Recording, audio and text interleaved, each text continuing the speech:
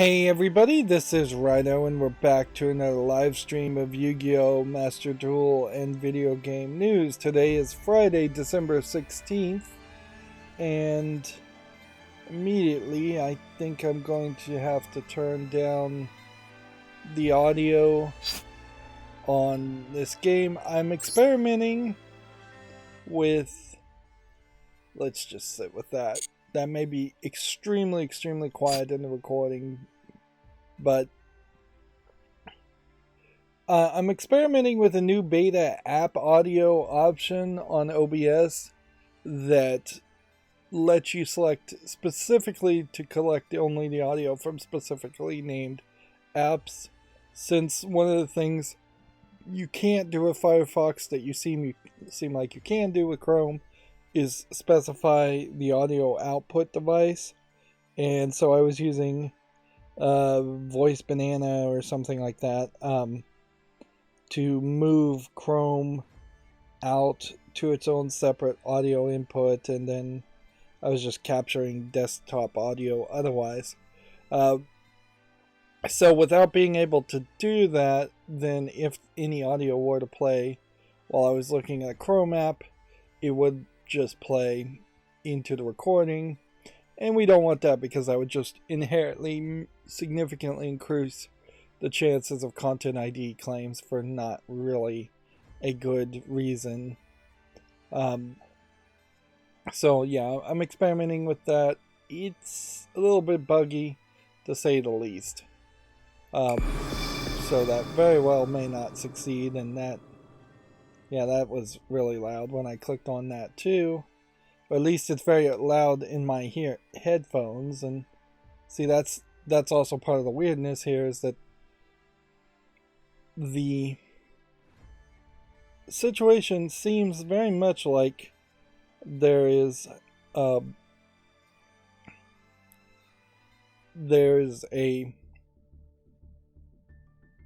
big difference between what it sounds like in the recording and what it sounds like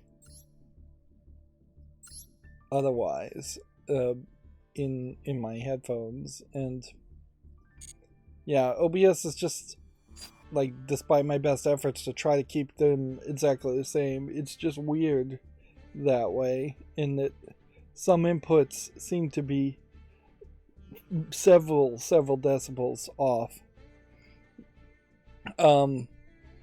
Also, I've been having some weirdness with my network, and I've done some tweaks hopefully to fix that, but I also wonder if it isn't just my backup app straight up trying to back up every time I turn around.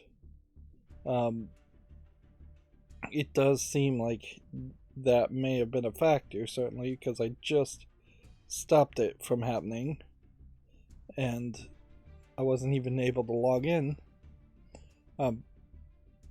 I wish the network would just work, but particularly as we're approaching the last days of the year, Christmas, when everybody has it off, I think my internet is just getting worse and worse because of that. The Duelist Cup second stage has begun. We still have a couple of days in which you could do the first stage, but I'll be lucky, certainly, to get there. Yeah, and I may have even played a little bit off screen since we have all of this done, but I really didn't do too much as far as accountability sections. I didn't play any new game after finishing Dropsy. I wanted to get into No More Heroes, but instead I decided to move all of my furniture around, which was in an effort to move my chair closer so I could read the screen better.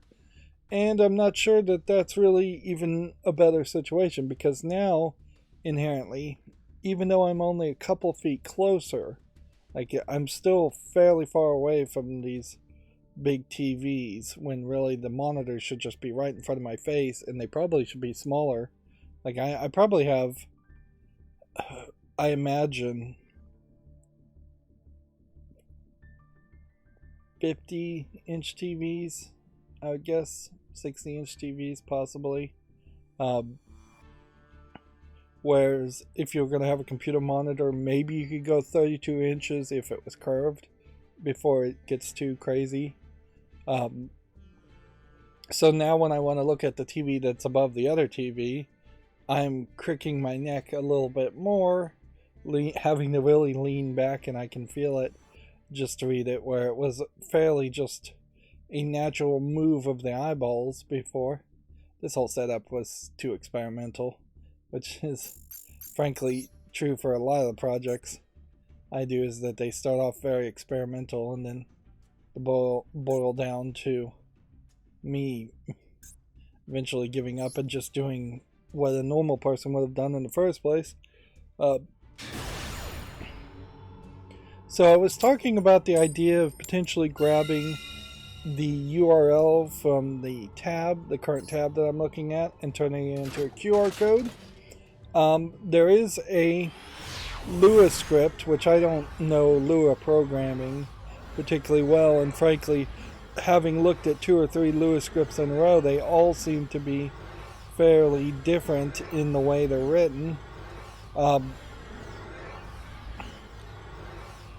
But there is a OBS script that will make a QR code, but only at the very beginning, and won't refresh it.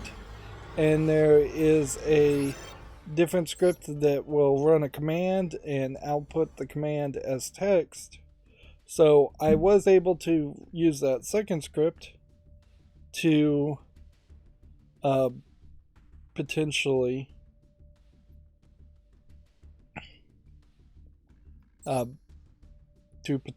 just have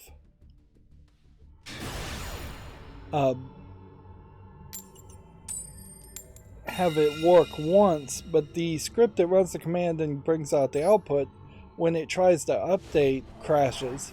It's just like a very, very early version 0.1.2 initial version of the software, and apparently nobody really has interacted with it or done anything with it, so I could not for the life of me figure out the way these function calls seem to work in Lua scripts, in that there seems to be a high level in which you call things, and then you call other things, and then you call other things, and then you call other things. So there's like 5 keywords that look like they might be 5 sub-functions of 5 different functions. And I just could not find any documentation at all to figure out why it wasn't working. But it wasn't working, so... yeah,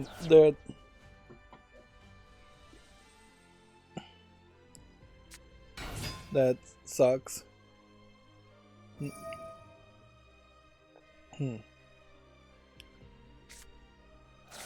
But yeah, so after spending some time yesterday, although not really the majority of my time yesterday,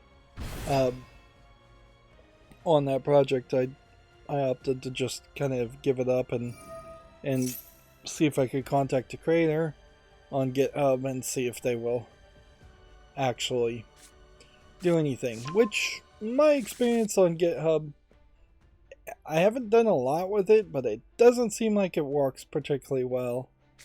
It seems like a lot of people, myself included, have posted code on GitHub and then they forget about it, and then they never address it. They never address issues or comments. So it doesn't seem like it's that useful. And even if you have a highly active project on GitHub, then half of the activity seems to be you run into a lot of gatekeepers that for one reason or another have some reason or excuse, take your pick. It often feels like an excuse as to why they wouldn't do what you're asking or help you even change the code and update code. Like, straight up, part of the idea of GitHub is collaboration. So if you're pushing a pull request, which that's probably not the right phrasing, if you're submitting a pull request with new code that you've updated, they still seem to have some argument against you didn't quite follow their style line guides, or we didn't want to add this because we don't see enough demand for it. It's like it sometimes those excuses are kind of catch-22s. Anyways, inherently programmers are very much a solo group, and working together is not their natural state, and programmers tend very much to be precious about their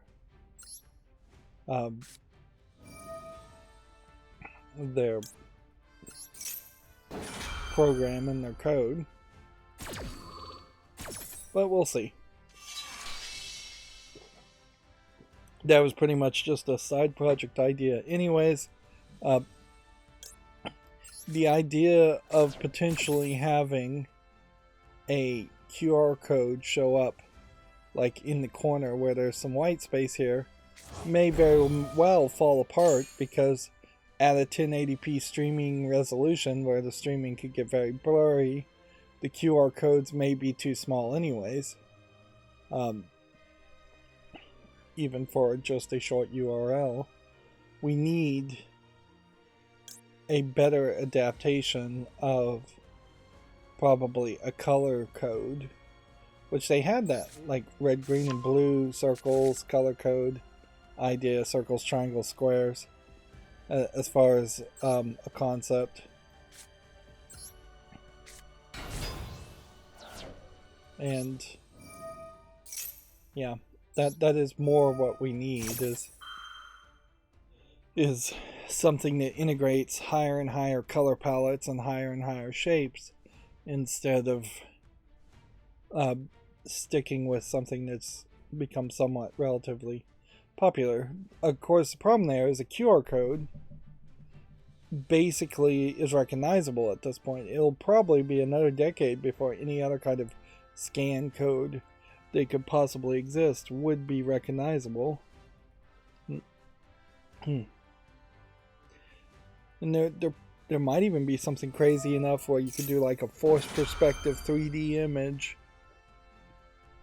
and by having some kind of forced perspective 3D cube, you can squeeze even more information in it. Although probably not. Like that would be more of a visual change than something that would allow you to put more information. You can't take 3D visual image information and accurately put it in 2D visual image while still keeping it small.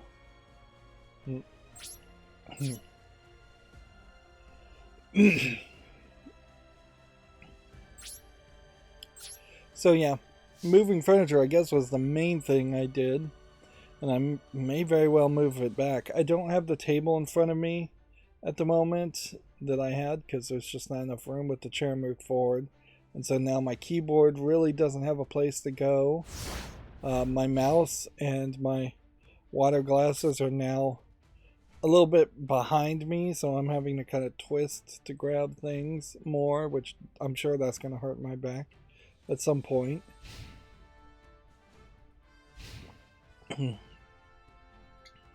So I need to rethink it all and move stuff around some more, I'm sure.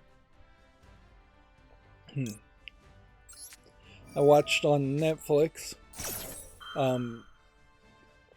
this, what looked kind of like a French CGI animated series called Exception, which was alright. It just kind of seemed like a average story that was almost certainly hurt by the fact that it was animated when you didn't need it to be animated as a story at all.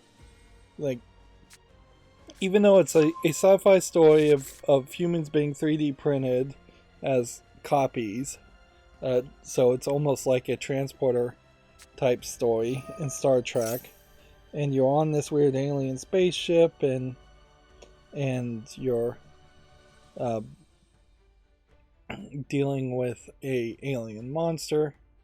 You could have very easily had the series just be on a set with actors and have the 3D monster in a costume makeup, and it maybe then would have come off like a medium to low budget Korean miniseries, but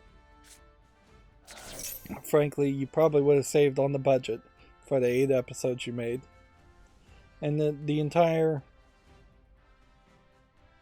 miniseries is just severely hurt by the CGI visuals of it, which there's really, at this point, current year argument, year of 2022 going on to 2023, there's just not a good argument for ugly looking, and I wouldn't say this is ugly, but I would say it's a weird, like French, almost French Art Nouveau style of drawing characters that people aren't just asking for, really. And there's no excuse for having CGI that's bad, or that doesn't look either hyper realistic or look like some other art style, which I hate to say anime, but yeah. If you can do CGI to make it look like a Vocaloid, if you can make it look like a Moe anime girl, that's what people are expecting from CGI. And mostly they are expecting hyper realistic. And to be in the mushy middle of it being a CGI game, Exception is a CGI Netflix animated series, but for Exception to be in this mushy middle where it looks like they took a Art Nouveau picture and turned it into a CGI character, gives it a lot of feeling like Code Lyoko looked like, where you had the kids with just the giant foreheads for no reason, or even Big Mouth. Like, I can kind of excuse Big Mouth because it is a flat 2D image and it is kind of going for comedy, but it's ridiculous that an asset flip 3D model of an adult game, an adult visual novel, will have better, more realistic 3D models of characters than the characters in Exception. Even if I would say Exception's characters did have more polish on them, it's just polished to an art style that I can't really recognize as being something people want to see.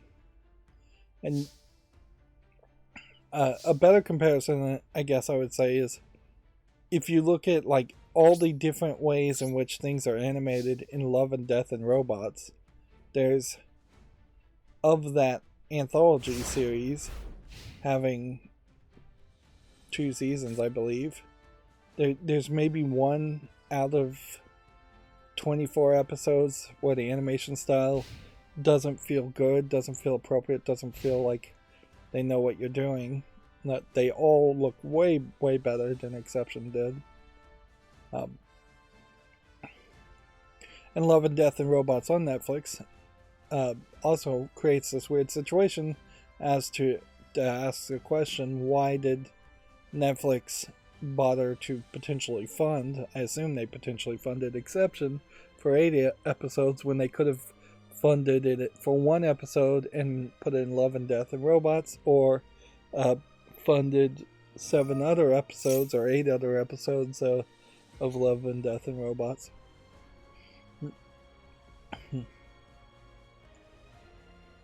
But yeah, I am pretty much just rambling at this point, so that has nothing to do with video games. Oh, it's potentially going to be one of those days. Like, inherently, because I've moved the chair around and I may be leaning more back to look at the top monitor, I may also have created a situation where my seat cushion goes flatter faster. Foam cushions in general just seem to go bad after a while. You just have to kind of replace them or restuff them. I wish there was some other way you could do it. Like you could inject perhaps some kind of chemical into them to firm them up, but I don't think there's any way to do that. You could probably inject some kind of glue into it and make it super solid, but that wouldn't work. Maybe if you could make something like oobleck and inject it in foam, maybe that would work, or some kind of gel, something that stayed semi-liquid.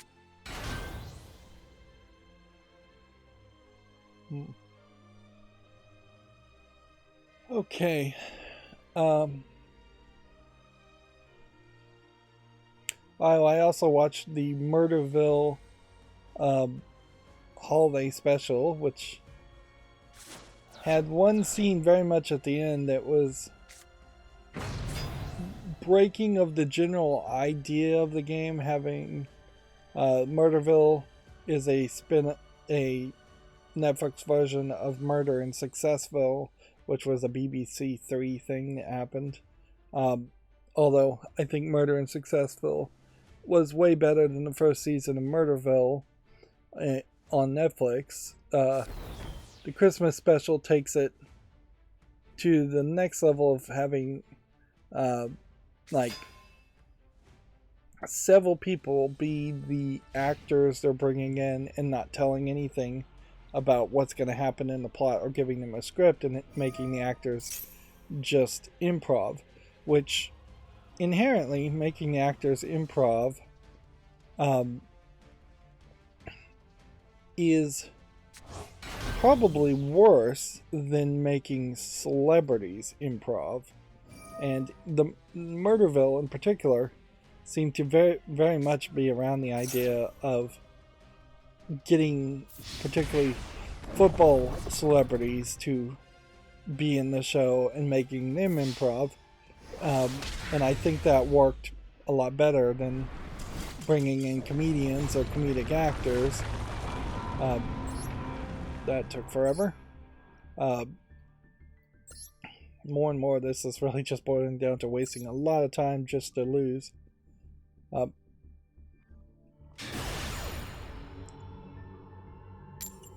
Yeah. I feel like actors probably have too much experience in improving, or too little respect for improv in general, for what little respect you probably should give the improv to actually make the show work. And you definitely see it in the particular scene that you will recognize, at which point all the actors are just like, yeah, screw this, we're not even going to really play along. And that just creates kind of a pointless experience.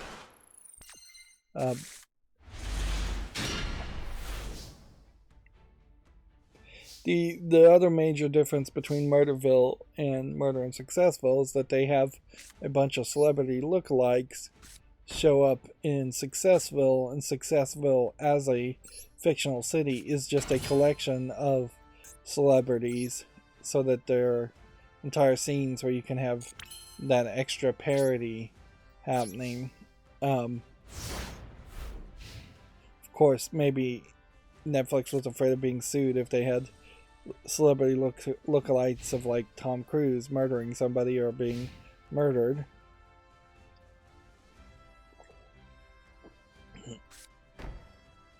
But the same fear definitely would have been the case in the UK.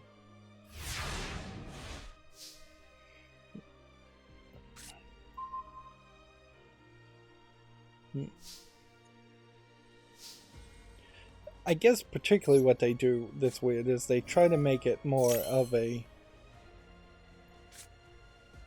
game show in Murderville, when it really isn't supposed to be a game show, and then try to make it feel more like a game show.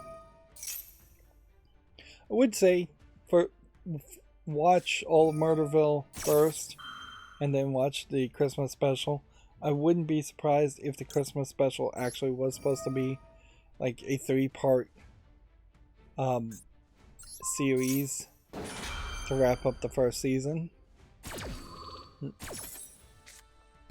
The Christmas special also had at least one character that was just breaking, and the guy was supposed to be dead, and the actor pretending to be dead is just laughing, and they're keeping all of that in, so that almost certainly points out that it was a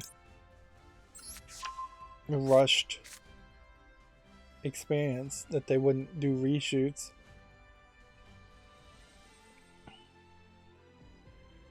Yeah. The premise of making a show with no script, with one character not having a script, and doing it all in a short amount of time is an interesting premise to sell a show on, but actually a pretty bad premise to stick to. Like, it really should have been shot over the course of a week or longer, with some reshoots, with some pickups.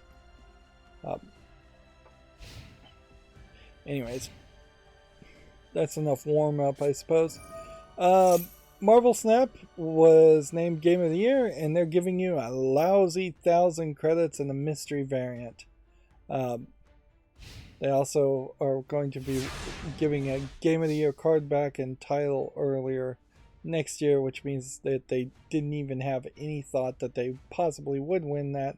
Otherwise, that artwork would have been done. Either that, or they're just so low budget that they didn't have an artist that could have made a Game of the Year experience. Like, it would have been very easy to take the Game Awards logo and put it on the back of that. I say a lousy 1,000 credits because you get about 1,000 credits, or I get about 1,000 credits in 2 days at most. It's nothing. It is a incredibly small pittance as far as what you could get. If they were going to do anything generous, they would have offered you 1,000 of the premium currents, the gold bars, or even a massive amount of credits, or a massive amount of their second or third currency.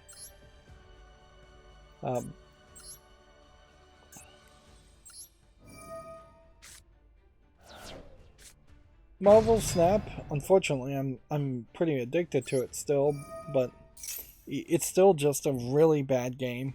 I don't know why so many people sing its praises, other than I just have to assume that a lot of people, mainstream video game journalists, people talking about Marvel Snap, are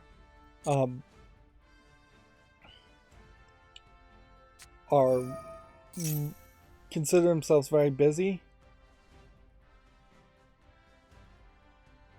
and because they consider themselves very busy, they find Marvel Snap to be really much better than it really is.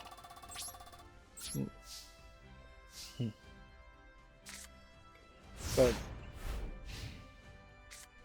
I mean, it really doesn't matter how short a game is. It's basically an argument saying that a coin flip is the best form of entertainment ever, because a coin flip only takes a second and you immediately either get a win or lose, because that's basically all Marvel Snap is for most games. It's just very random. You can't really have this high level meta strategy to it. You can't have cards that other players won't have once you get to a certain level.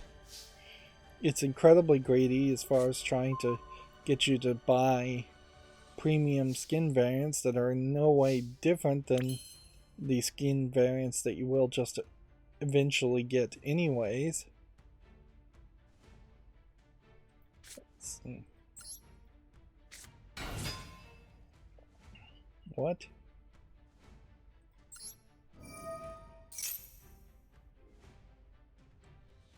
So yeah, it really sucks. I wanted Second Dinner and Ben Brode's first next project to be way more successful than I feel like Marvel Snap has been. And when they announced that it was going to be a Marvel game, I definitely had fairly high hopes, but my high hopes certainly were around the idea that kids would be playing Marvel Snap because it's a Marvel game, and maybe Marvel is just not for kids anymore. We may very much have a situation where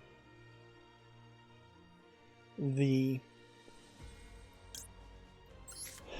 Marvel Cinematic Universe grew up very fast, and with that growing up, they have lost any child audience that they might have had.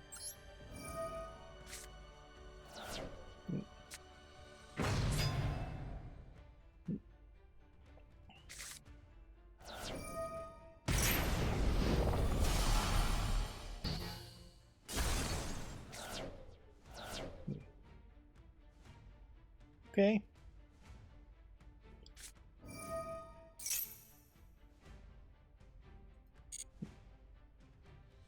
Could probably get rid of this to stop that, but I'll just see what happens here.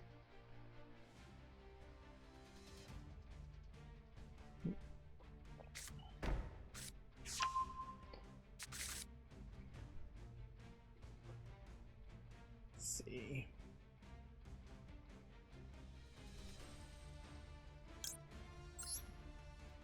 Just play spell cards.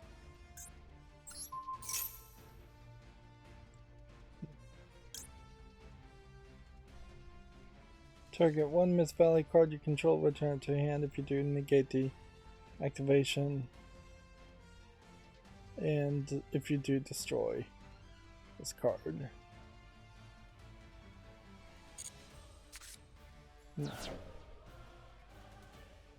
So I could have returned that to my hand, but I wouldn't have been able to summon anything anyway, so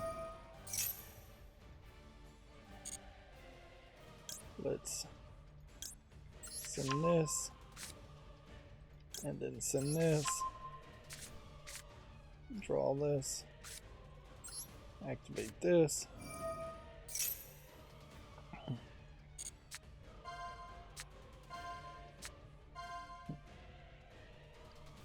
Add this to the hand.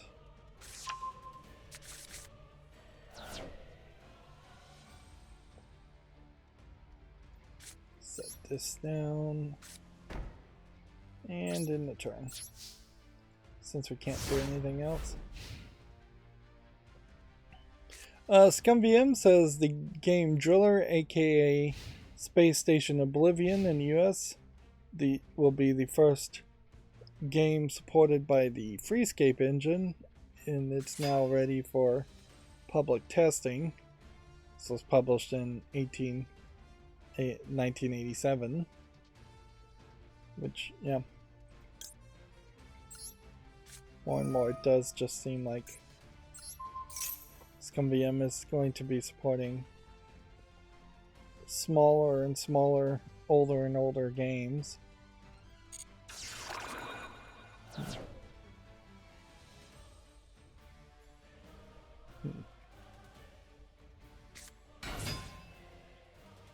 Yeah.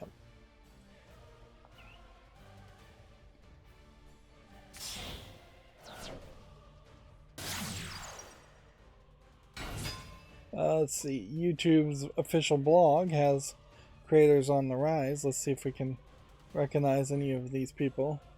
I'm definitely not going to recognize anybody just by a name, but almost certainly, like, there's a tech release person, which I'm a little surprised.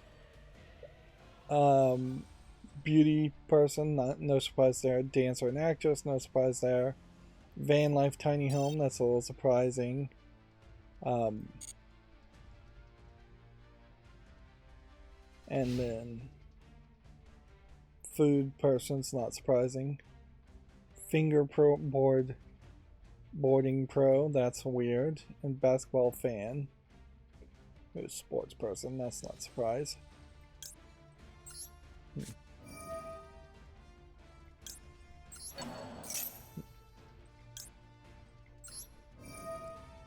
see.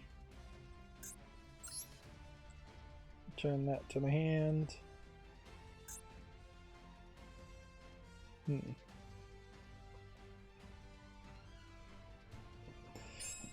With...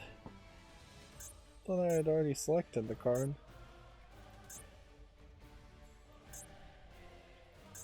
Doesn't seem like there's a button I can click here. With the United States government potentially sending TikTok on the banned list, as much as they may potentially ban TikTok, there is this point where outside influences may cause YouTube Shorts to be even more of a focus on YouTube. And certainly starting at mid-1201, January 1st, that starts the timer to just see how often YouTube talks about in 2023 going forward about live streaming, because there is a real feeling that they have given up and just lost their attention span on live streaming. And swinging so incredibly widely from we want you to live stream and be a competitor to Twitch and stream for hours and hours and hours to we want you to make YouTube Shorts that can only be a minute long. It's just ridiculous.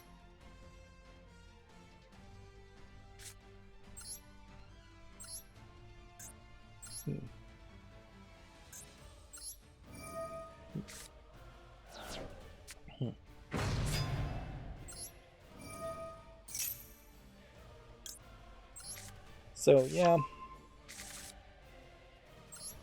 that being said, I have to admit that YouTube Shorts have worked particularly well for me. I'm getting 50-60 views now fairly consistently on YouTube Shorts in just the first couple of hours, and these are all YouTube Shorts that haven't even hit the new updated version of YouTube Short videos, so the quality is only going to go up in the next couple of months.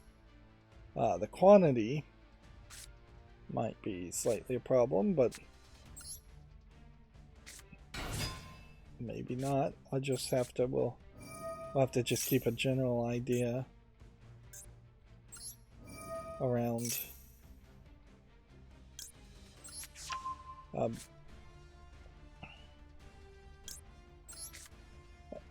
and yeah, I just need to be a little careful around the idea of over flooding my channel with YouTube Shorts or just having a lot of too many shorts per day.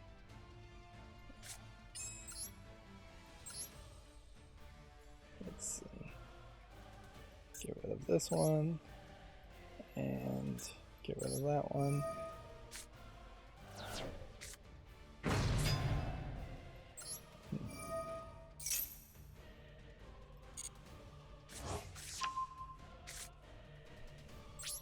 And we should win.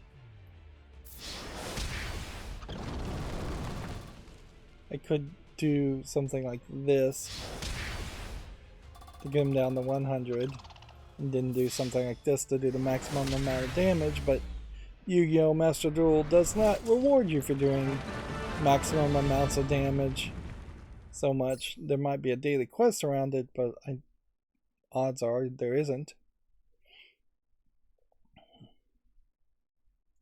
I will say though that YouTube Shorts still is very much in this weird situation where it's a lot of different TikTokers doing a lot of different things, and yeah, that it very possibly may fall down into something like the like the TikTok algorithm, where if you watch one makeup tutorial on YouTube Shorts, then all you're ever going to be suggested is makeup tutorial. And then, yeah, I think it was TikTok that I heard people talking about where they straight up had to have 2 or 3 different TikTok accounts where they only look at specific types of videos on each individual account. Otherwise, the algorithm is just so obsessive about showing you the same types of things over and over again, you'll never see anything new.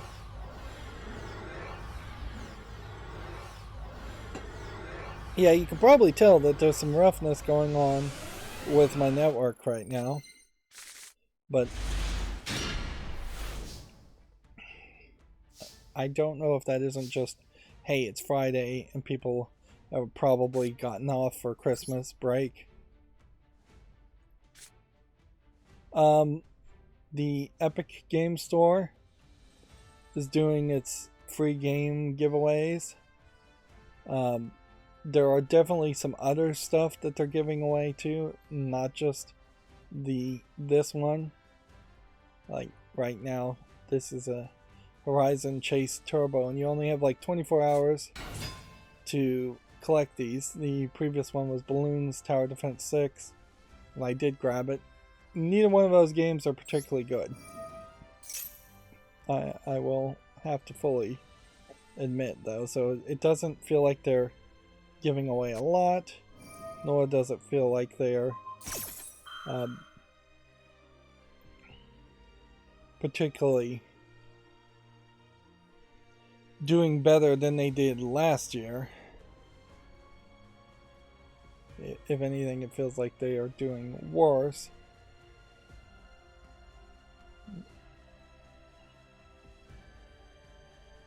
Let's go ahead and activate this.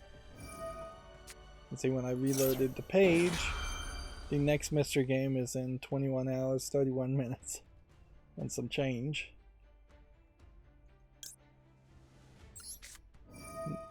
Just counter everything he tries to counter. No, actually, I literally think I just countered my own card there. Ah, that was stupid.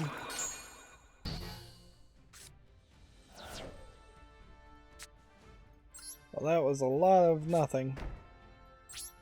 I just did.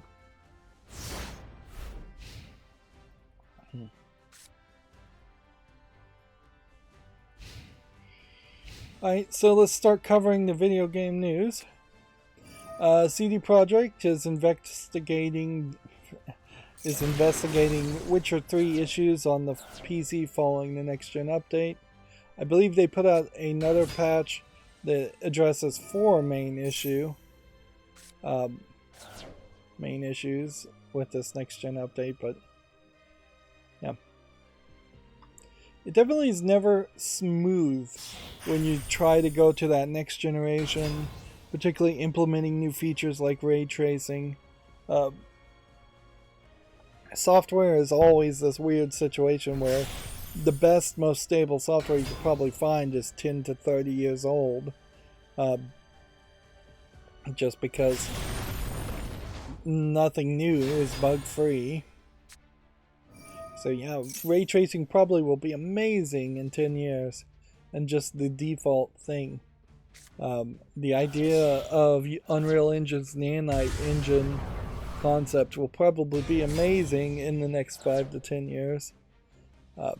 But in the short term, I really wouldn't think that you would, if you want to get the newest of the new technology, you wouldn't really want to buy a console right now, not a PS5 Pro, not an Xbox Series X, or even a PC with a 4090 like graphics card and the like best newest hardware, because ray tracing now is a concept that's out there, and they probably will try to throw out some new concept as far as the 50 series of video cards.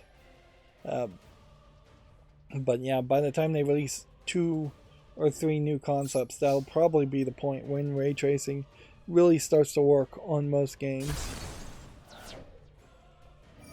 And it's not a jump from like 8-bit graphics to 16-bit graphics, or what people think of when you say 8-bit graphics versus 16-bit graphics. Like, people aren't going to go back and play say Resident Evil 4, for instance, and say, well, Resident Evil 4 is garbage now because it doesn't have ray tracing in it. Even if when they do remake Resident Evil 4, I wouldn't be really upset if it didn't have ray tracing in it.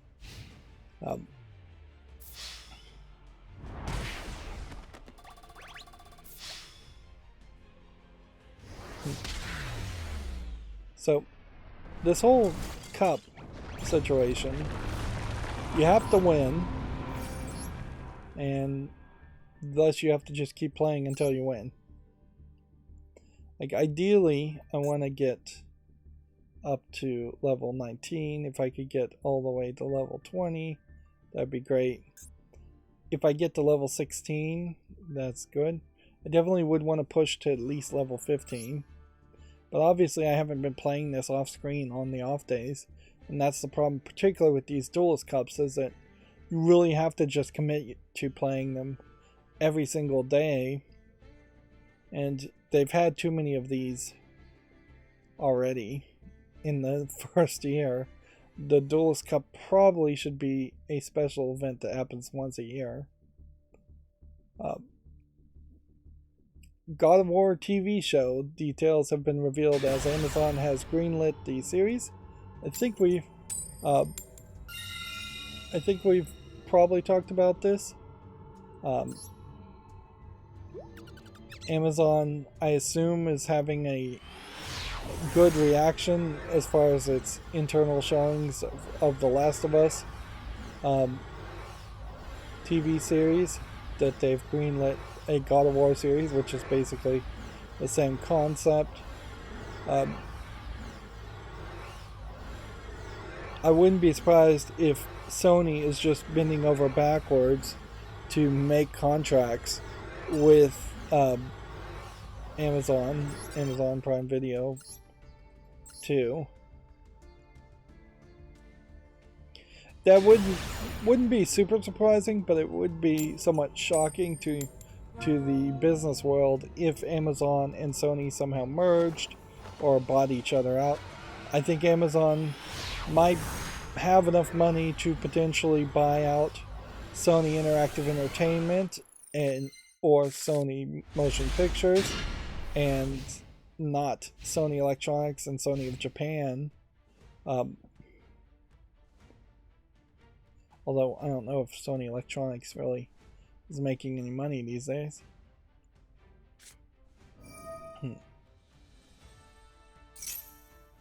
Yeah, at a certain level, if Amazon.com could buy Sony or Sony Interactive Entertainment, Sony Pictures, one of the movie or TV divisions, things like that,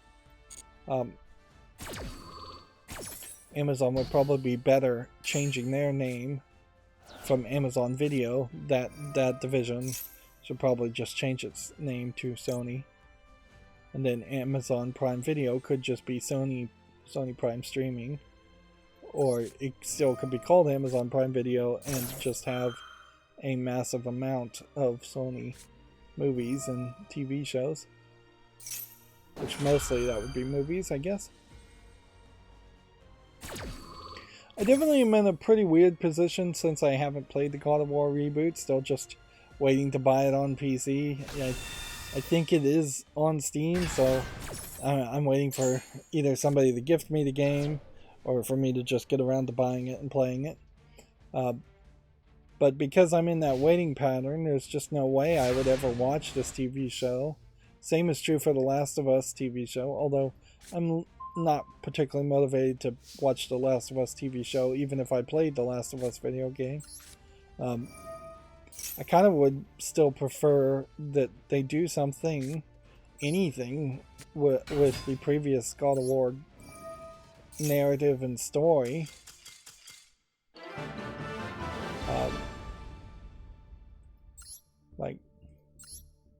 So if they had made a TV show loosely based on the events of the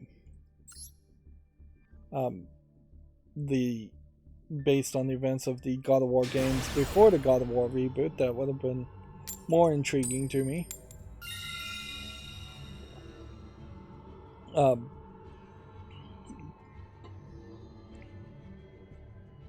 one thing that's probably different, not really played any God of War game, I'm gonna just throw this out to have people think about it and either tell me I'm wrong or tell me I'm right, or determine if I'm wrong and determine if it's right. They don't have to tell me if they don't want to. I suspect, having seen some gameplay of the first God of War game and having seen trailers for the God of War reboot, I suspect the God of War reboot is much more of a forest area that doesn't really have dungeons or like big cinematic environmental puzzles and like big mountains you're climbing around and things like that. In particular, the first God of War game has this like major dungeon that's on the back of a Titan, I believe, and you're just like crawling on the dungeon that the Titan is holding up. Whereas I suspect the God of War reboot is just in a forest fighting a bunch of monsters, and eventually you'll get to clearings, and in those clearings there might be some big monsters to fight.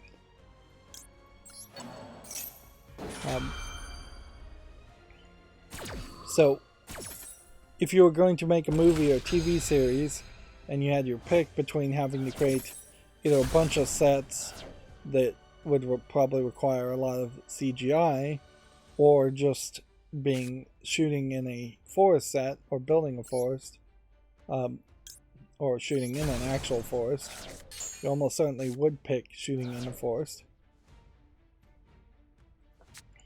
Loosely connected to the God of War TV show, Henry Cavill, who I have to say, I don't follow him very much, but I kind of wonder if he isn't playing up that he's a nerd feeling a little bit more, because it definitely seems like he's got an agent that promoted that he was a super huge fan of Superman and wanted to be Superman in the Superman reboot.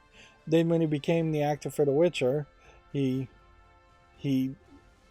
stories were that he was a big fan of the Witcher books, and honestly, I don't know if actors really should or need to be huge fans of the source material that they're portraying, but the push was definitely he was a big fan of the books. And then now he's not renewing his contract with the Witcher series, so now the actor playing the Witcher needs to be recast, and there's a lot of rumors that everybody else on the Witcher TV series really doesn't care about the source material and actively is mocking it, which, okay, whatever.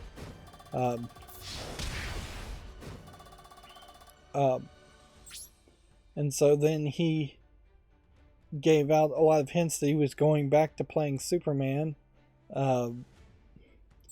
which in the course of 30 days or so, he went from once again saying he wasn't renewing his contract with The Witcher to rumors of him going back to playing Superman, to rumors now not a rumor, to straight up the new guy in charge of DC saying we're just rebooting and recasting everybody in the Justice League series of movies that they're going to remake as far as DC movies in the DC cinematic universe, which is weirdly in direct contrast to what the guy in charge of DC was saying, is that he wanted everything to be canonical and in one DC universe. I guess the way he's going to get that to happen is he's going to have to reboot the movies and not hold on to anything from the previous DC movies. To the latest bit of drama around Henry Cavill, which he's definitely having a week of people talking about him. He's come out and announced that he's working on a Warhammer 40k movie, which, okay, yeah, he definitely seems like he's willing to be typecast as a super fan of a lot of different things, which I don't think that's really the way he should go. as weird as it may sound, he very possibly would have been better off taking a different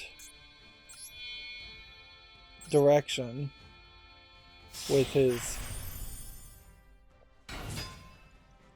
Well, I don't know if that was worth it, but whatever. He almost certainly would have been better off taking a different kind of role. Something out of the nerdy role. Just a action guy in an action movie. A romance lead in a romance movie. I know they don't really make movies anymore, but to be the action guy in the fantasy TV series and the action guy in the fantasy superhero movie, and now to be the action guy in a fantasy futuristic sci-fi movie, it all just seems like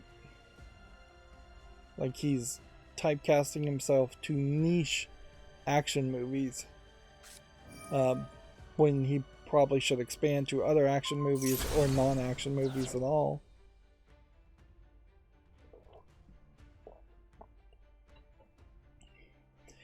Inherently, we have to admit that the Warhammer 40K games have never succeeded.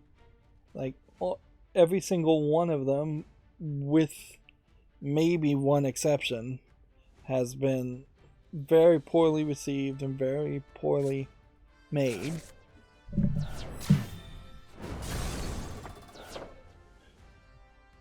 So,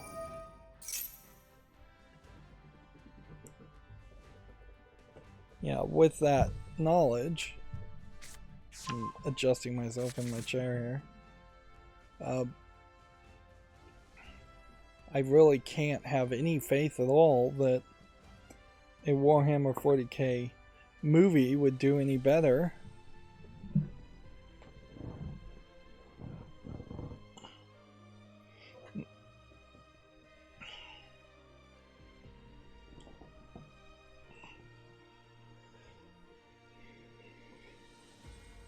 And personally, I'm just not really that committed to any of it, so I really don't care that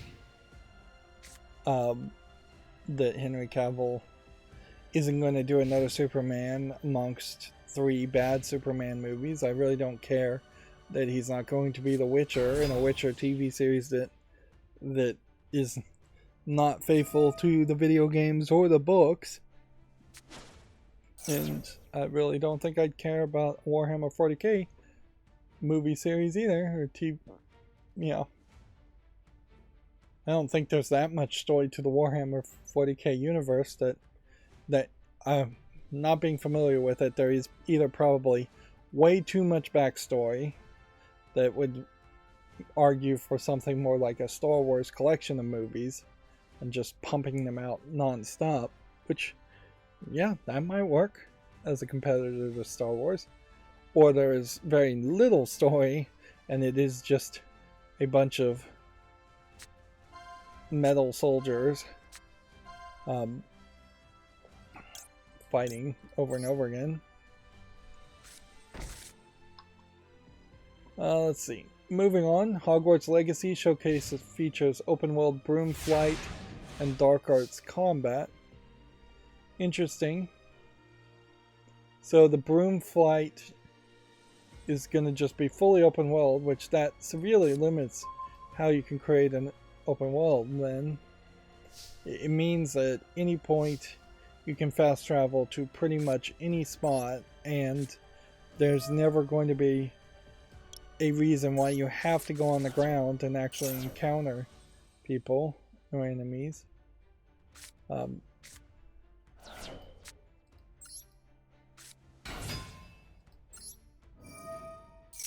Yeah, I guess that would be different.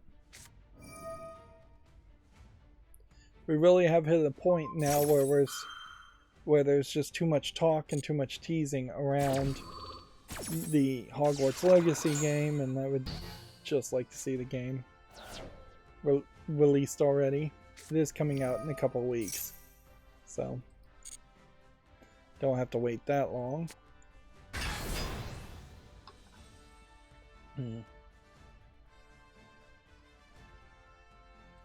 Let's just go ahead and activate this now. Just to get rid of that card. Yeah, that usually is like a good card to have, but it's just slowing down the whole process of actually playing a game.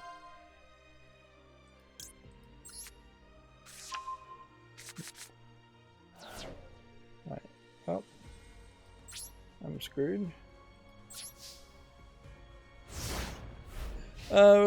Video Games Chronicles. These are all Video Games Chronicle articles, by the way. I didn't even think about mentioning that. Says Resident Evil Village will be a PlayStation VR 2 launch title. Which, yeah. We are seeing them experiment quite a bit with converting Resident Evil into VR titles. I doubt we're going to get to a point anytime soon where you could only play Resident Evil games in VR. And I guess I would say I'm much happier around the idea of Capcom experimenting with VR titles than Capcom experimenting with yet another multiplayer Resident Evil spin-off game or game as service concept. It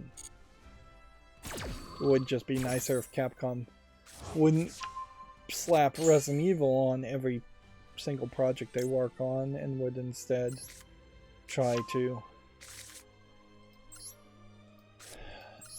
do something a little bit new.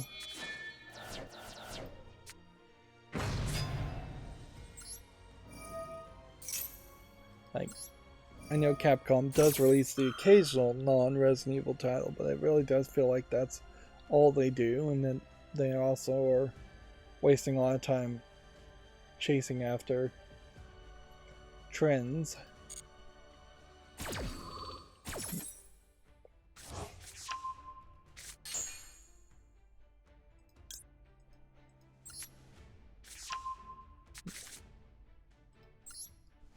Let's go ahead and summon this.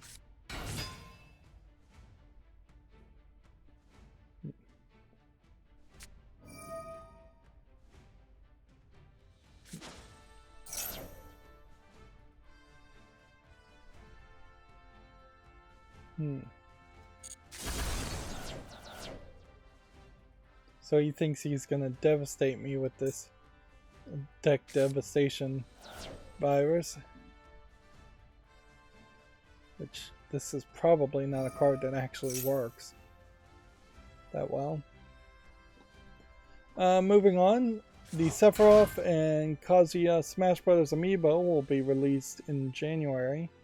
Which I guess that means they're still doing Amiibos. Pyra and Martha will be released in a 2-pack in Japan. Also, apparently.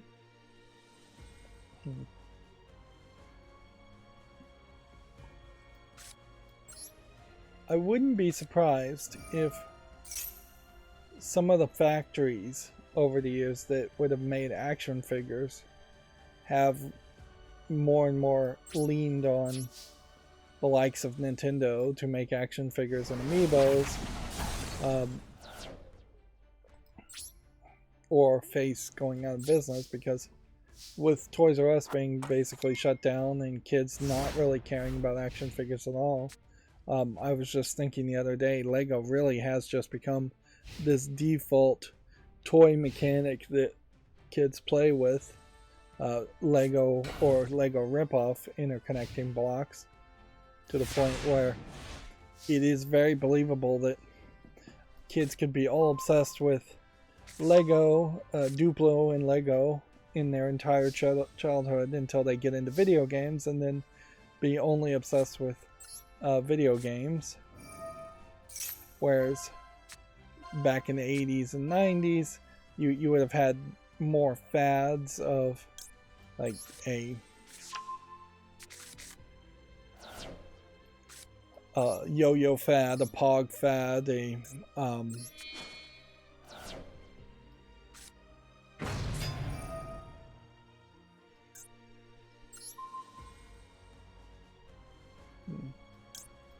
Let's see. There was yo-yos, pogs. There was Rubik's Cube at some point. I'm sure.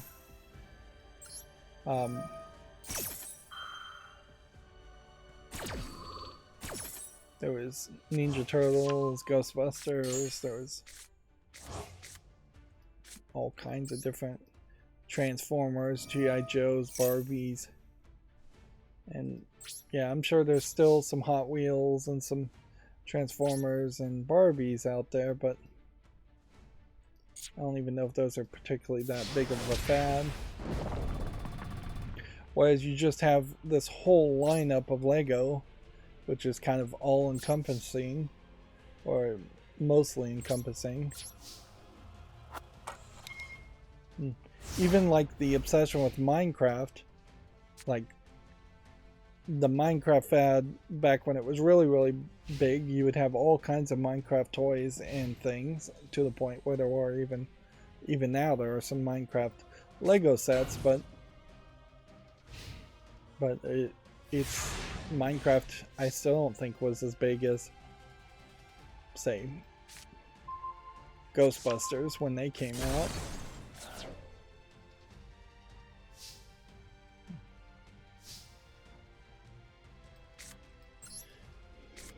Yeah, this deck devastation deck I don't think is going to work.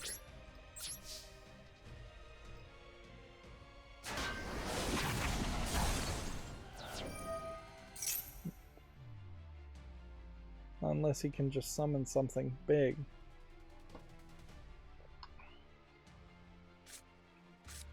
At a certain level, I guess if I leaned away from the ad block or U-block origin a little bit, I could probably bring back the visuals that had the banner head of a website. But that wouldn't be a direct link to that specific page. So, yeah.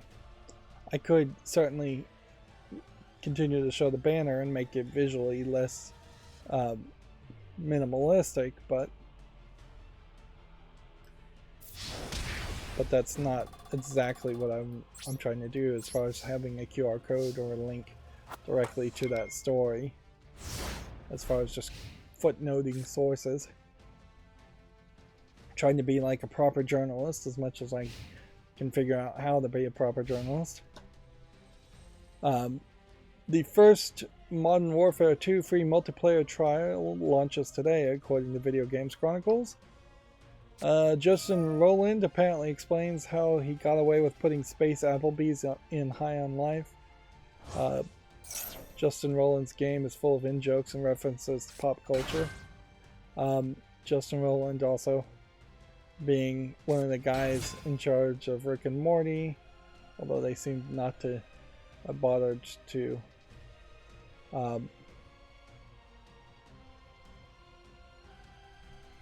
they seem not to really mention that here.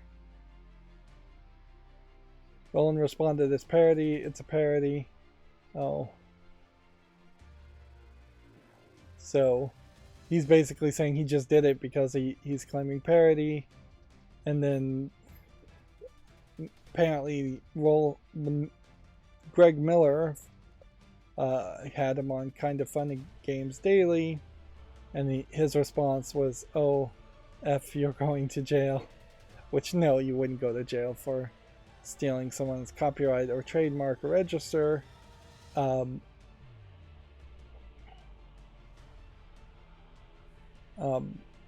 might get sued, and you might have every copy of your game ordered to be destroyed, but you won't go to jail for it. And I doubt, I think it probably does fall under parody law.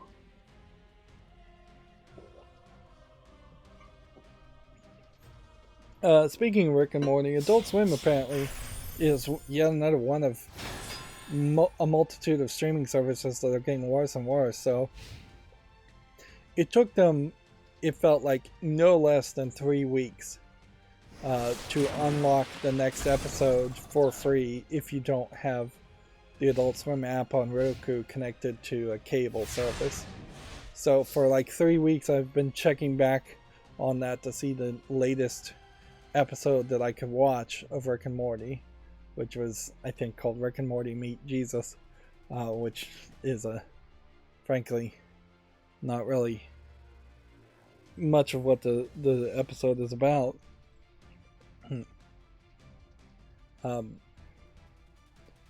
So unless there was just like a 3-week break at some point, they just straight up delayed it, and there are still at least 2 episodes of Rick and Morty that are locked. So I would hope that next week I could see next week's episode. And I'm doing all this and watching everything delayed as a source of just watching Rick and Morty without having to pay for a cable service to literally only watch Rick and Morty. Which honestly, if there was just somebody who was getting away with putting it on YouTube, I would just watch it on YouTube.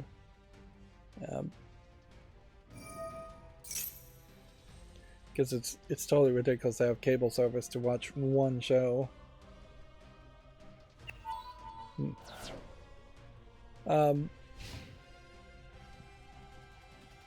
This is apparently an entire article that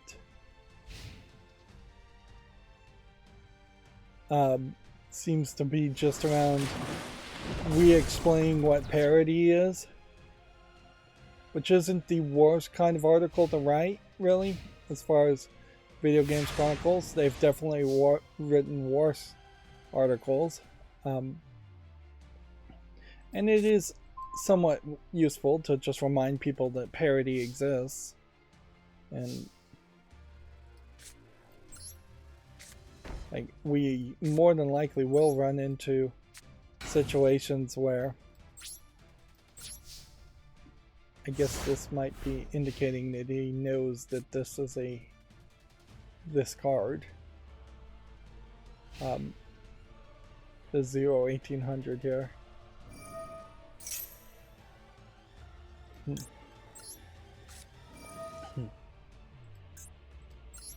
We don't see a lot of parody in video games. They don't risk it, they don't try. It is much more dangerous to potentially fall outside of the realm of parody and have to pay some kind of penalty, or have your game removed from store shelves, than it would be to have a parody in a TV episode and then having that one episode removed from airing or be edited out.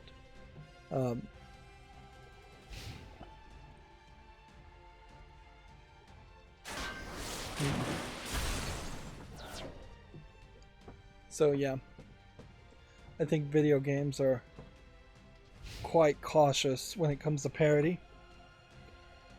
Unless you're just straight up making a parody game.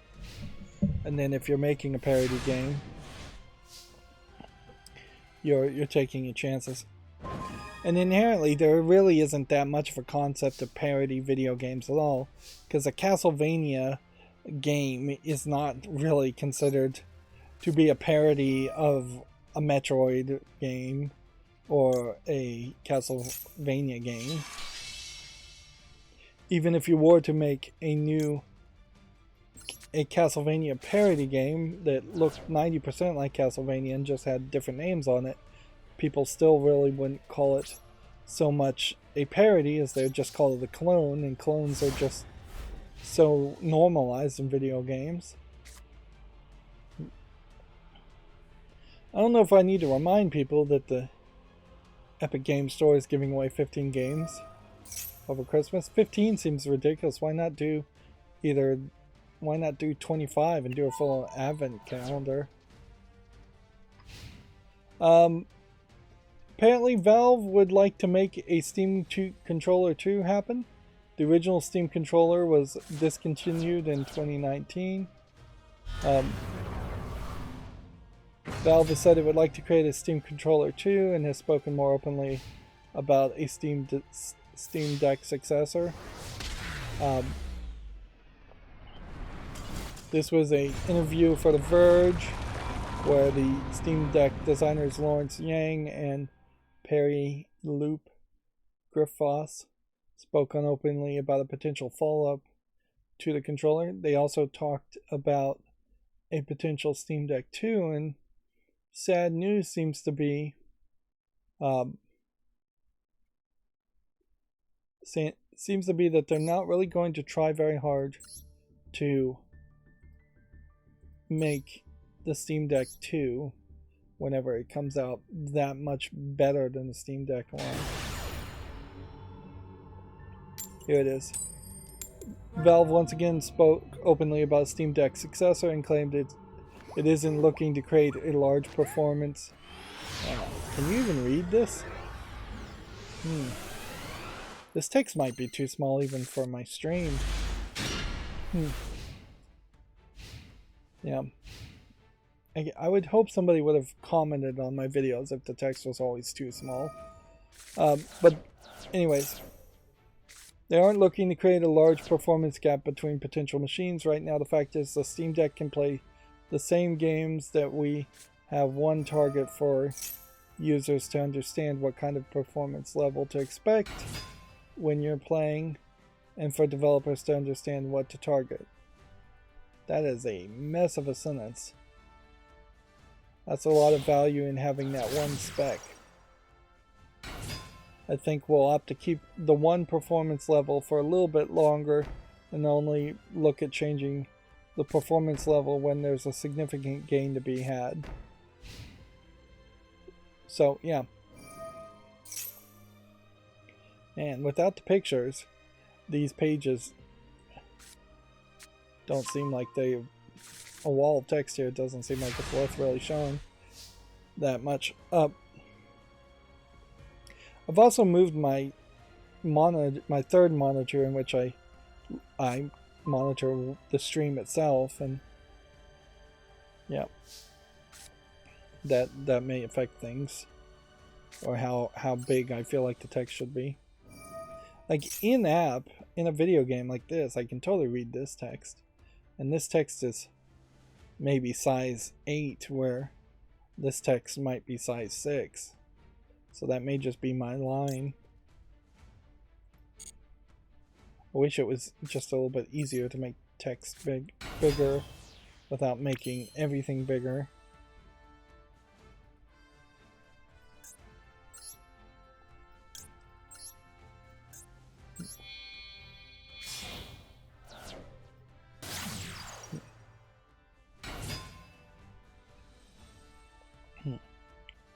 So, yeah, if we're assuming these statements to be set in stone, it looks to me like the Steam Deck 2, which will probably be just a Steam Deck 2023 edition, maybe better cooling, maybe a better internal circuit board design, because that really is a mess of a circuit board.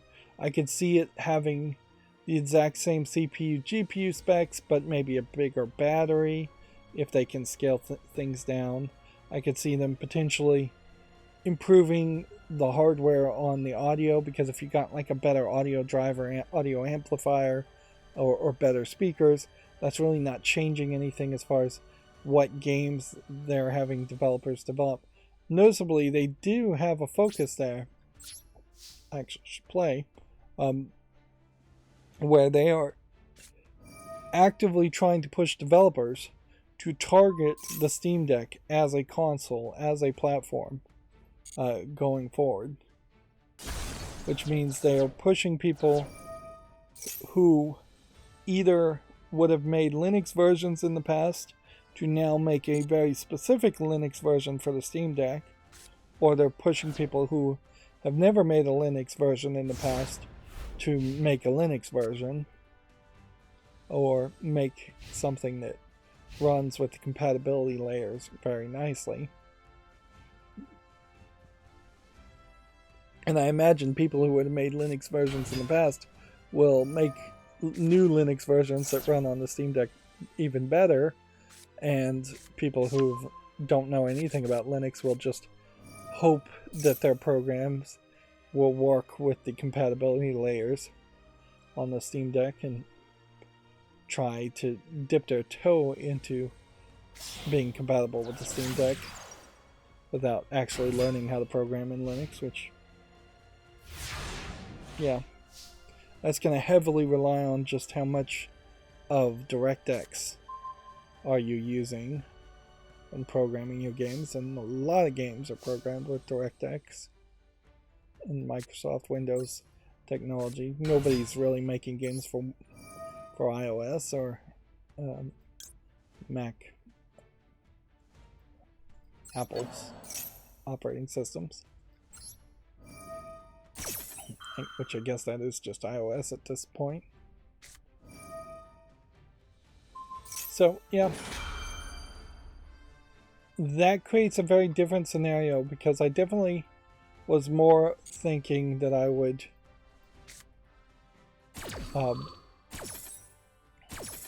wait till a Steam Deck 2 came out and then register and reserve that on day one. Now, since they're basically telling you that the Steam Deck 2 is not going to be any major improvement over the Steam Deck 1, then I would lean more towards getting a Steam Deck on sale, which I wouldn't be surprised if Valve never puts a Steam Deck on sale, so we're probably then leaning more to getting a used Steam Deck from somebody who is just bored with their Steam Deck at that point, which there probably aren't that many people like that either. And I wouldn't recommend getting a broken Steam Deck and trying to fix it, even if you thought it was just a battery issue or a screen issue or something. There's just too much of a risk of not being able to fix one.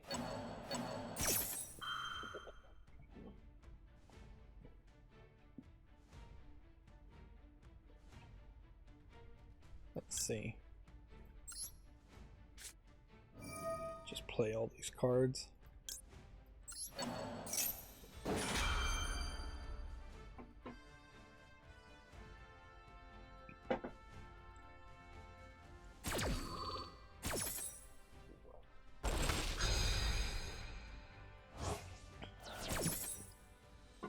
You know, I'm starting to question also how much water is too much water to drink when you're talking for 2 or 3 hours straight, because I really do go through it like crazy.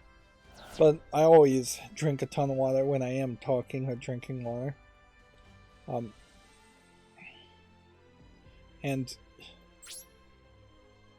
like when I see stand-up comedians, they tend not to drink a lot of water for their entire stand-up sets, but I imagine a lot of that just gets edited out in the video too. That has very little to do with video games. Amazon has also signed for the next Tomb Raider game from Crystal Dynamics. The firm's games arm will publish the next single-player entry of the Lara Croft series. Now, this would have been Amazon Games, I guess is what it's called, although the logo is just games with the little swoosh. The question, I guess, would be, is the next Tomb Raider game going to be built on Lumberyard, their AWS style backend games as service server features? Let's see, this Tomb Raider Reloaded teaser trailer I don't think has anything to do with this new announcement. Crystal Dynamics still going to be in charge, or at least pretend like they're in charge, although I wouldn't be surprised if Amazon had some other third-party developers.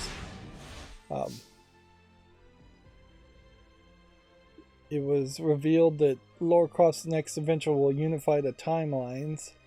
I don't know how that really is going to be done. Noticeably, Embracer Group owns Crystal Dynamics, and yet they're having Amazon be a publisher and fund it? That doesn't make a lot of sense. If anything, the most obvious thing to take away from this is that Embracer Group is out of money. They've wasted all their money acquiring all these companies, and now they are going to third-party publishers to actually fund the development of games, which that has not happened before, to my knowledge. It's not really a match made in heaven, in my opinion. Amazon Games, I don't think, has really succeeded on any major scale games. They may have put out some mobile things. The Lara Croft reboot is over, and so now they have to figure out what the next thing they're going to do with the Tomb Raider series is going to be. And I don't know if they really have an idea. More than likely, you have to just kind of assume it's going to be more of the same. In the general sense that it'll be a modern take on Lara Croft in modern hyper-realistic graphics. She may not have a bow so much, and she may get back to the guns, which that would be one step forward, certainly. She maybe gets back to the hot pants, but I wouldn't bet on it. She probably doesn't get back to the pointy low polygon boobs.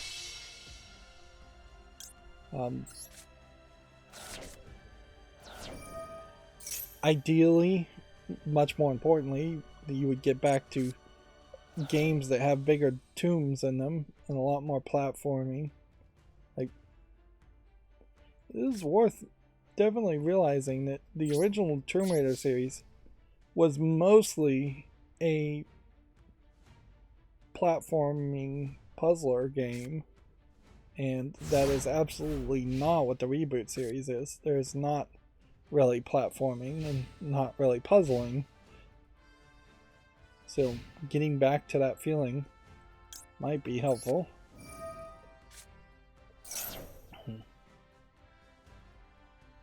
Yeah, just take a moment here and look at the reboot Lara Croft, and there's just like nothing visually iconic from that first series here. Ice climbing hammers, a bow, a flare, hair wild, not in a ponytail, in the snow, in full like leather brown outfit.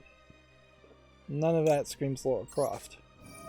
Like, noticeably missing are the hot pants, the dual guns, the blue shirt, the breast side, the low polygon boobs, the hair in a ponytail, the legs showing.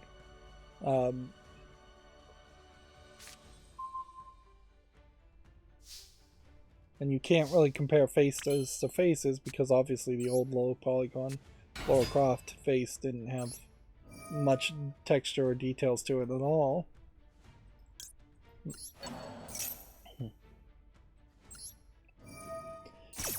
On another hand, it certainly can be said that it's kind of ridiculous that Sherlock Holmes has to always be depicted in smoking a pipe, wearing his Sherlock Holmes hat and his Sherlock Holmes cap for you to recognize who Sherlock Holmes is in silhouette. But that is just the way entertainment goes. If Mickey Mouse wasn't wearing white gloves, he would feel awkward. There's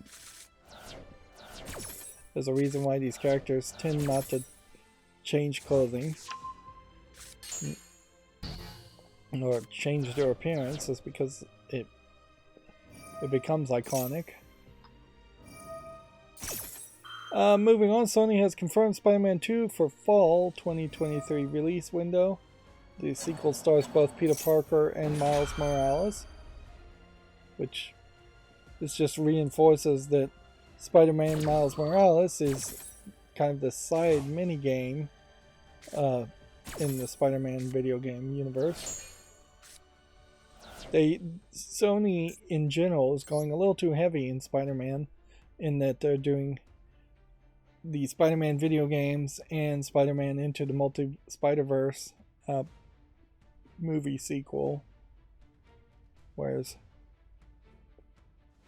Sony doesn't really have anything else movie-wise that they're focusing on.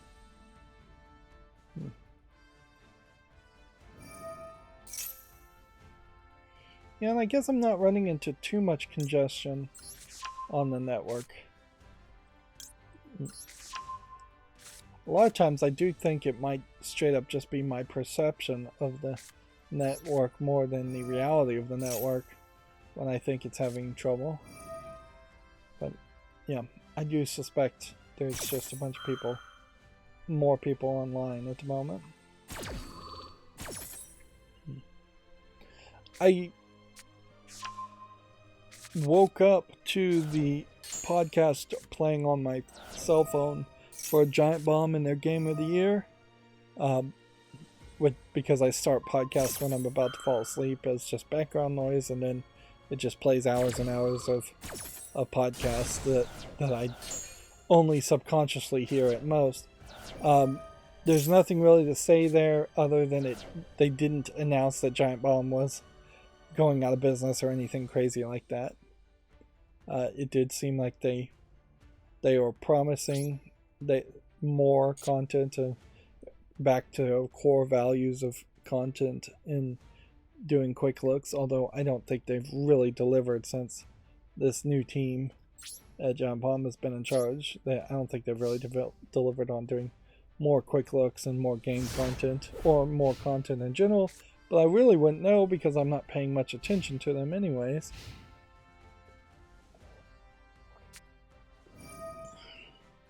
But yeah, doesn't seem like there was any big twist. There definitely was a possibility that they would have come out and said, oh, no, we're just shutting down Giant Bomb. And that certainly could happen at any point. Part of the things, though, with Giant Bomb is that they have that whole membership plan. So as long as they're getting at least a decent amount of memberships, as far as just like direct income, nobody's going to shut down Giant Bomb and just erase the website.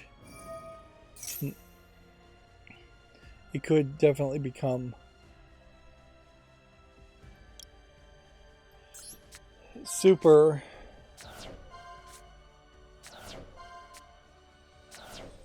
small, though. I could see one person being left to run Giant Bomb, and that being it. Guess I probably should have picked a level 4 character, not level 11. Vampire Survivors first DLC, Legacy of Moonspell, is out now. Not sure what this game, Vampire Survivors, is.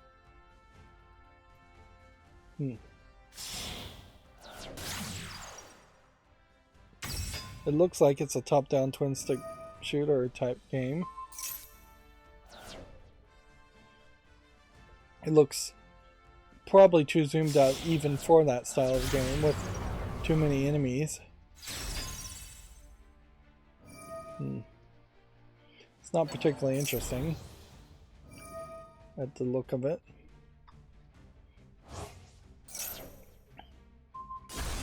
I don't know how much faith to put into this because I know Kojima wants to make a Death Stranding movie, so him saying that a Death Stranding movie is in the works, I guess, is news to report upon, but it is also, I think, somewhat on the same level. There, I just ran out of cards.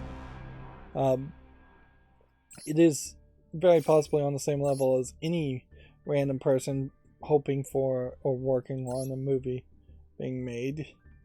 There's a fairly large gap between pre-production and actually shooting and the beginning of production of a movie. There's inherently also bigger questions and problems around making a Death Stranding movie, in that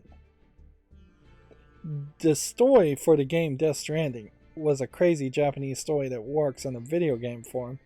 I don't think it works for the kind of Hollywood movie that I think Kojima would want to make. If he was going to do a Death Stranding movie with some low budget Japanese actors and it was going to be a Japanese direct-to-video experience, I would believe that. Or if it's going to be just basically a direct-to-video anime movie, I would believe that too. But if you actually expect people who don't play video games, old adults basically, to go and watch a Death Stranding movie, you're almost certainly going to fail at that. I really cannot imagine that succeeding at all.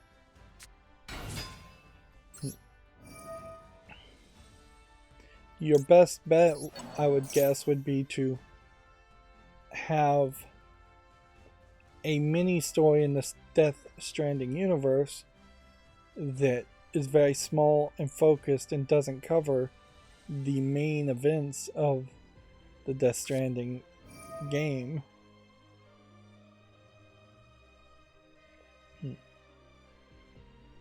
Which, if you did that, it probably wouldn't feel much like a Death Stranding game at that point, would it? Kojima is basically going to say a bunch of crazy stuff just to get one more press release, one more news article about him and his company and his game. If anything, he should be way more silent and just focused on making Death Stranding 2 and making that potential other game that I think he's working on. One would hope he's working on at least 2 projects at the same time as far as video games. On top of his podcast, on top of trying to make a movie, on top of just trying to rub elbows with celebrities. So, in the background, in the shadow of the Activision Blizzard controversies, and in the background of Microsoft trying to acquire Activision Blizzard, we have a new twist to the story in that Chris Metzen has returned to Blizzard Entertainment to work on the World of Warcraft. He retired from Blizzard after being at the company for 23 years, and so now he's officially unretired. Now, you tend not to unretire just to work on a game.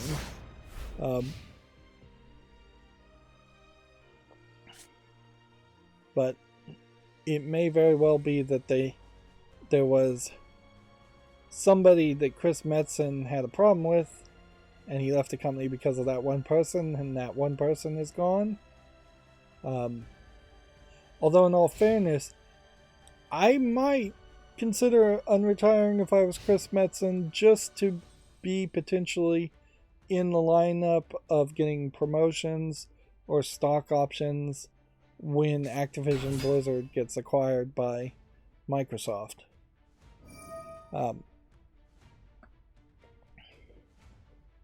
The tweet here says, Chris's focus initially will be on World of Warcraft, then his work will expand to other projects across the gaming franchise, which definitely means to imply that there's some kind of promotion in it for him.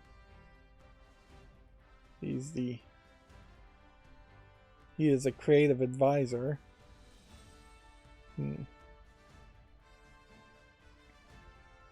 Now, of course, if I was a real journalist, I'd probably do some research and figure out if there's some controversies around Chris Metzen, because this may very well be a case where he's actually one of the guys that they don't like.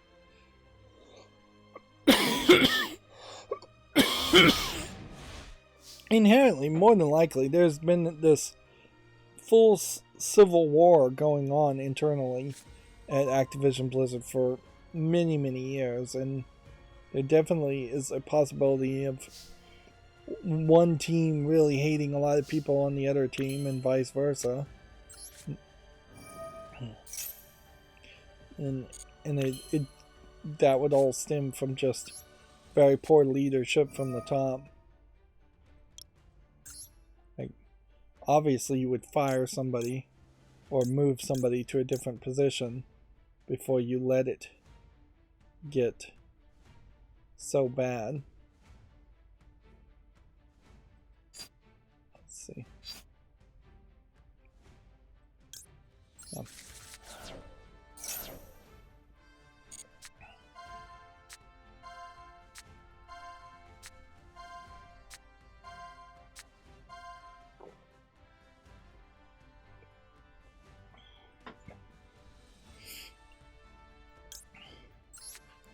I guess that's mostly just me speculating now, so I'll just move forward. I think an hour and 40 minutes too, this has got to be the last game for today. We're just not really making enough progress, as usual.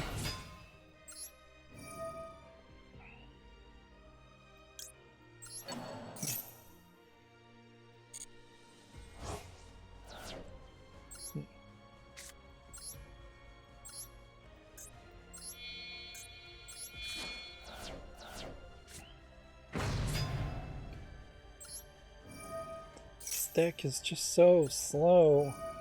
It's got way too much going on for it.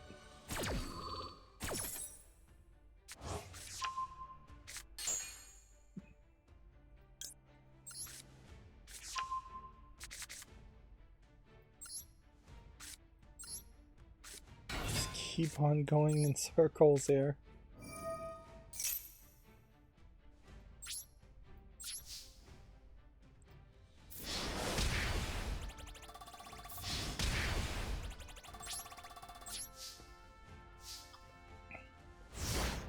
Let's see. Video Games Chronicle says Nintendo Switch Online has added Golden Axe 2, Virtual Fighter 2, Alien Storm, and Columns, which probably implies that they're hitting the number 2s on Sega Genesis games. No, they're definitely...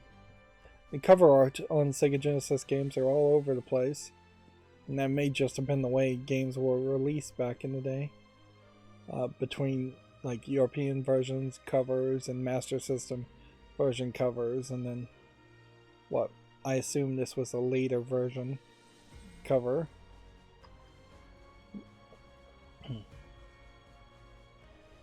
Here's that story I talked about.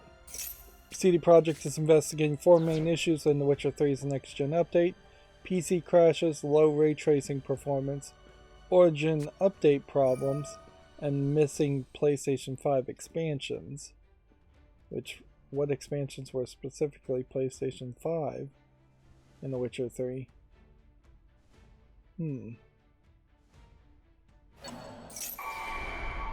That's the one that gets me.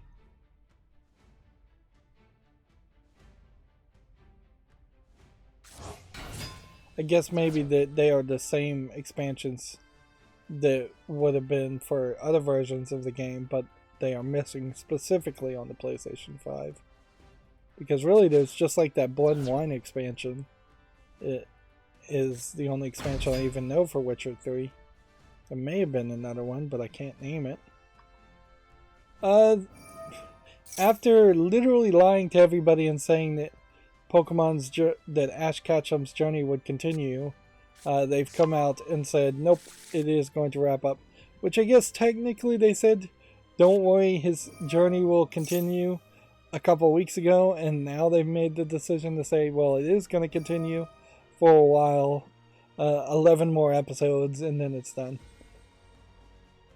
But yeah, Ash Ketchum won the World Championships, and thus, after 25 years of airing as an anime series, and that would have definitely been the more logical way to wrap this up.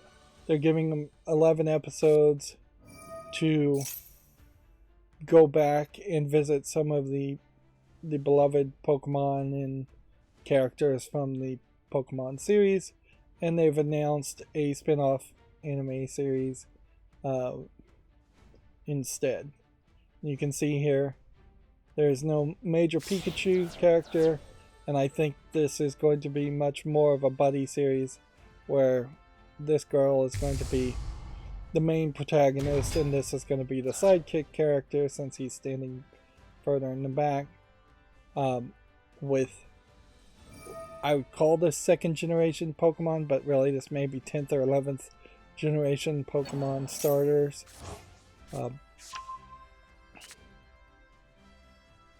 Inherently, I have to assume the voice actress who was voicing Ash Ketchum is probably pretty old and wants to retire in the Japanese voice acting.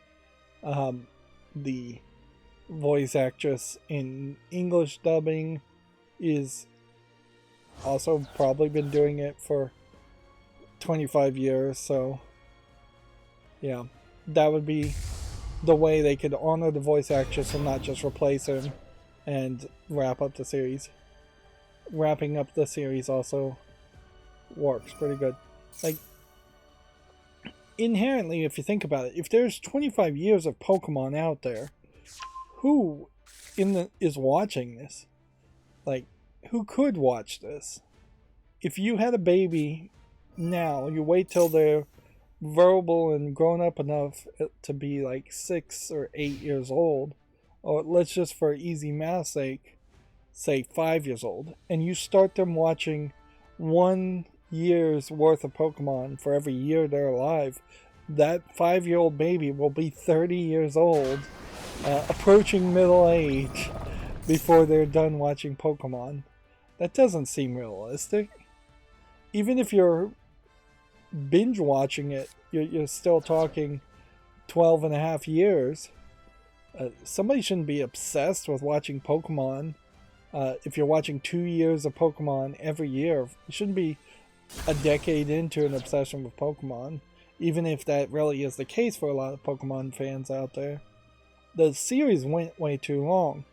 We often complain about shows getting canceled in their prime or getting only 5 seasons and just not going on forever, but Pokemon is clearly the example of something that's gone on way too long. Compare it to something like the Scooby-Doo series, where yes, Scooby-Doo has been going on for probably much longer than 25 years off and on. Each individual Scooby-Doo cartoon, whether it was Scooby-Doo, Where Are You, Scooby-Doo and Scrappy and the 13 Ghosts, Hey You, New Scooby-Doo, What's Up Scooby-Doo. I'm probably making up half of these titles, but like,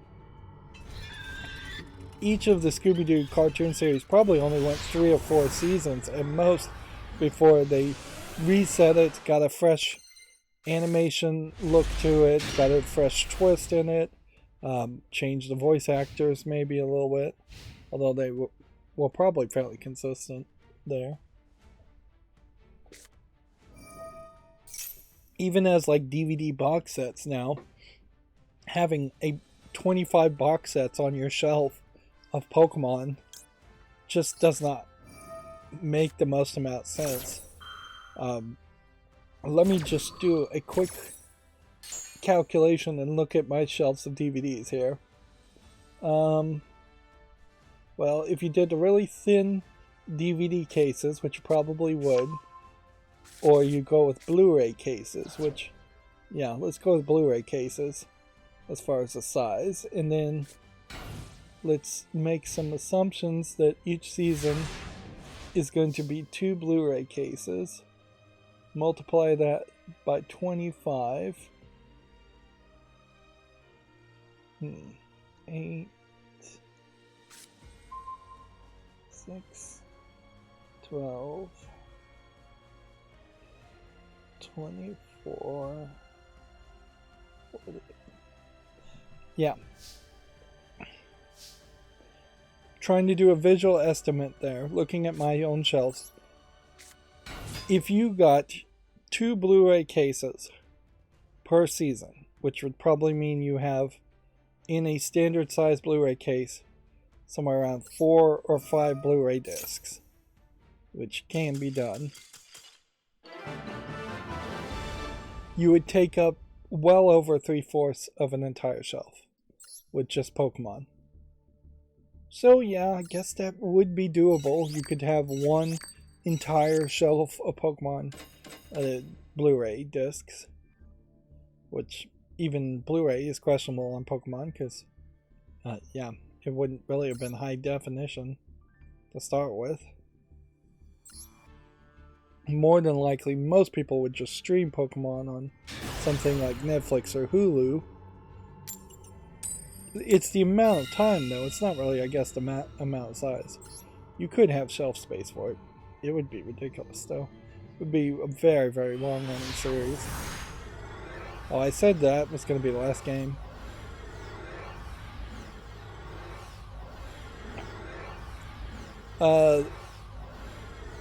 The protagonists are Rico and Roy, and it's going to take place in the Scarlet and Violet Paldea region. Yeah. We're really not making any real progress here. I guess I will watch this and just see what I'm seeing and describe it. Mostly what this video is showing is just footage of the original Ash Ketchum Pokemon series. And they're showing some footage from like the very first seasons that look way worse and are not in widescreen compared to now showing some footage from the latest episodes that are widescreen and look animated way better. If anything, I think that probably highlights the problem is that the Ash Ketchum that they're animating now is being done probably by completely different animators using a completely different style, and he definitely has like a completely different hat and a completely different outfit. There is hope, certainly, that there would be a bit of an age jump and Ash Ketchum could be more of a teenager or an adult, but I'm not sure that that's really going to happen because it seems like Team Rocket is still going to be around.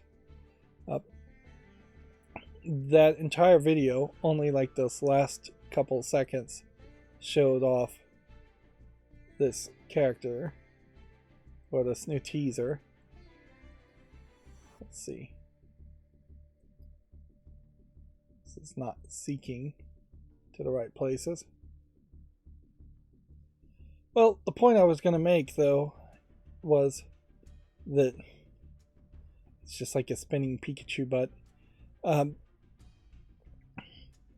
even the latest Ash Ketchum animations here are not as polished or as moe or kawaii, to use art style references, compared to the new series. So yeah, they've been probably hamstrung by being only able to draw a very sharp lightning tail with a little bit of shading and a very plain face with no real details here.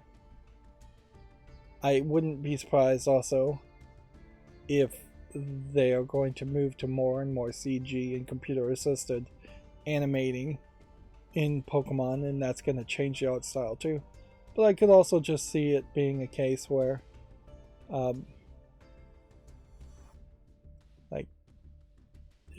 if we look at the art style here, this is probably going to get content ID'd, but whatever. Even this art style here is just not what this new Pokemon is going to look like. There you can see the very, very old art style. This has just started the whole video over, and the seek button's in the wrong place.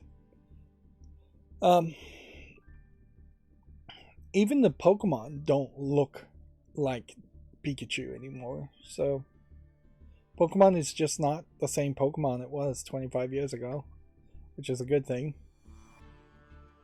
Moving on, Hideo Kojima is hoping to reveal his completely new game in 2023. The project is in development alongside Death Stranding 2. I thought he had already said that. Now, if you were to enhance this image, more than likely this would just be a reflection of his phone taking a picture of himself. Uh, but maybe there is something in these reflected mirrored glasses that you could pull an image off of. It wouldn't be that hard, frankly, with mirrored glasses. The technology almost certainly exists somewhere to do it off of just regular reflections of glasses.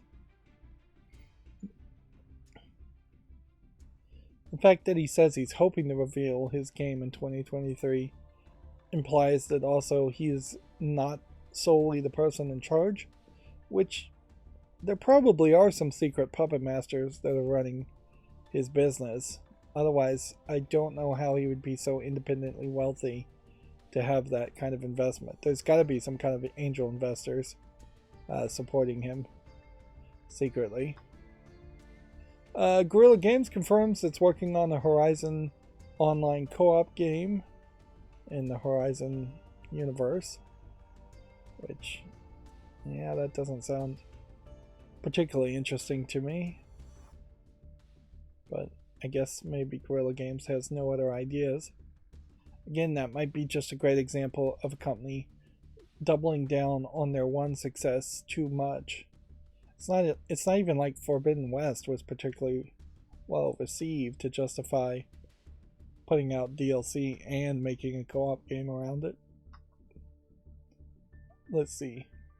The Epic Games Store latest free title is Horizon Chase Turbo, according to Video Games Chronicles. McDonald's UK Happy Meal gifts offer a new look at the Super Mario Brothers movie.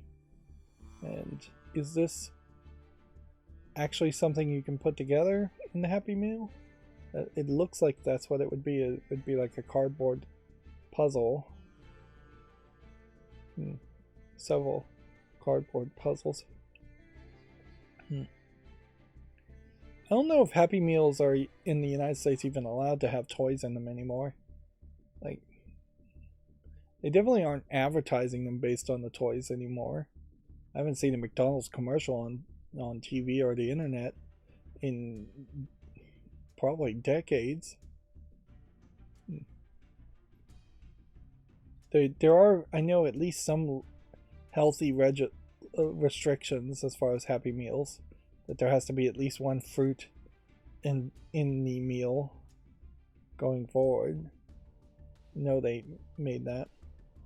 As far as these cardboard cutout things, seems like it's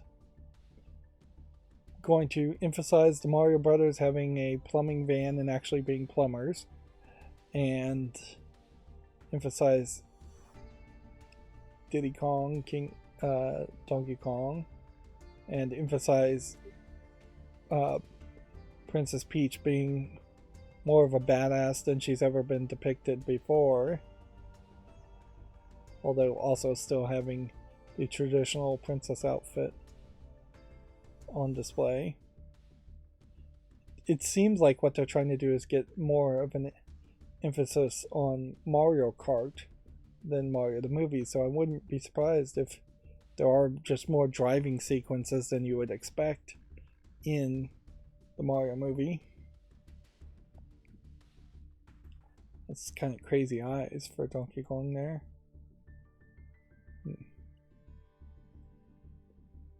Yeah, I guess we'll pretty much just have to leave it at that. There's no real information to be grabbed from McDonald's toys. There never is. Ubisoft Massive is seeking a local playtesters for its Star Wars game, which I guess that's a job listing. Participants will need to live in or near Malmo, Sweden. Okay, moving on. A psychological horror survival game called Holston has been announced for consoles and PCs. I think we're at our Gamatsu articles now. Yeah.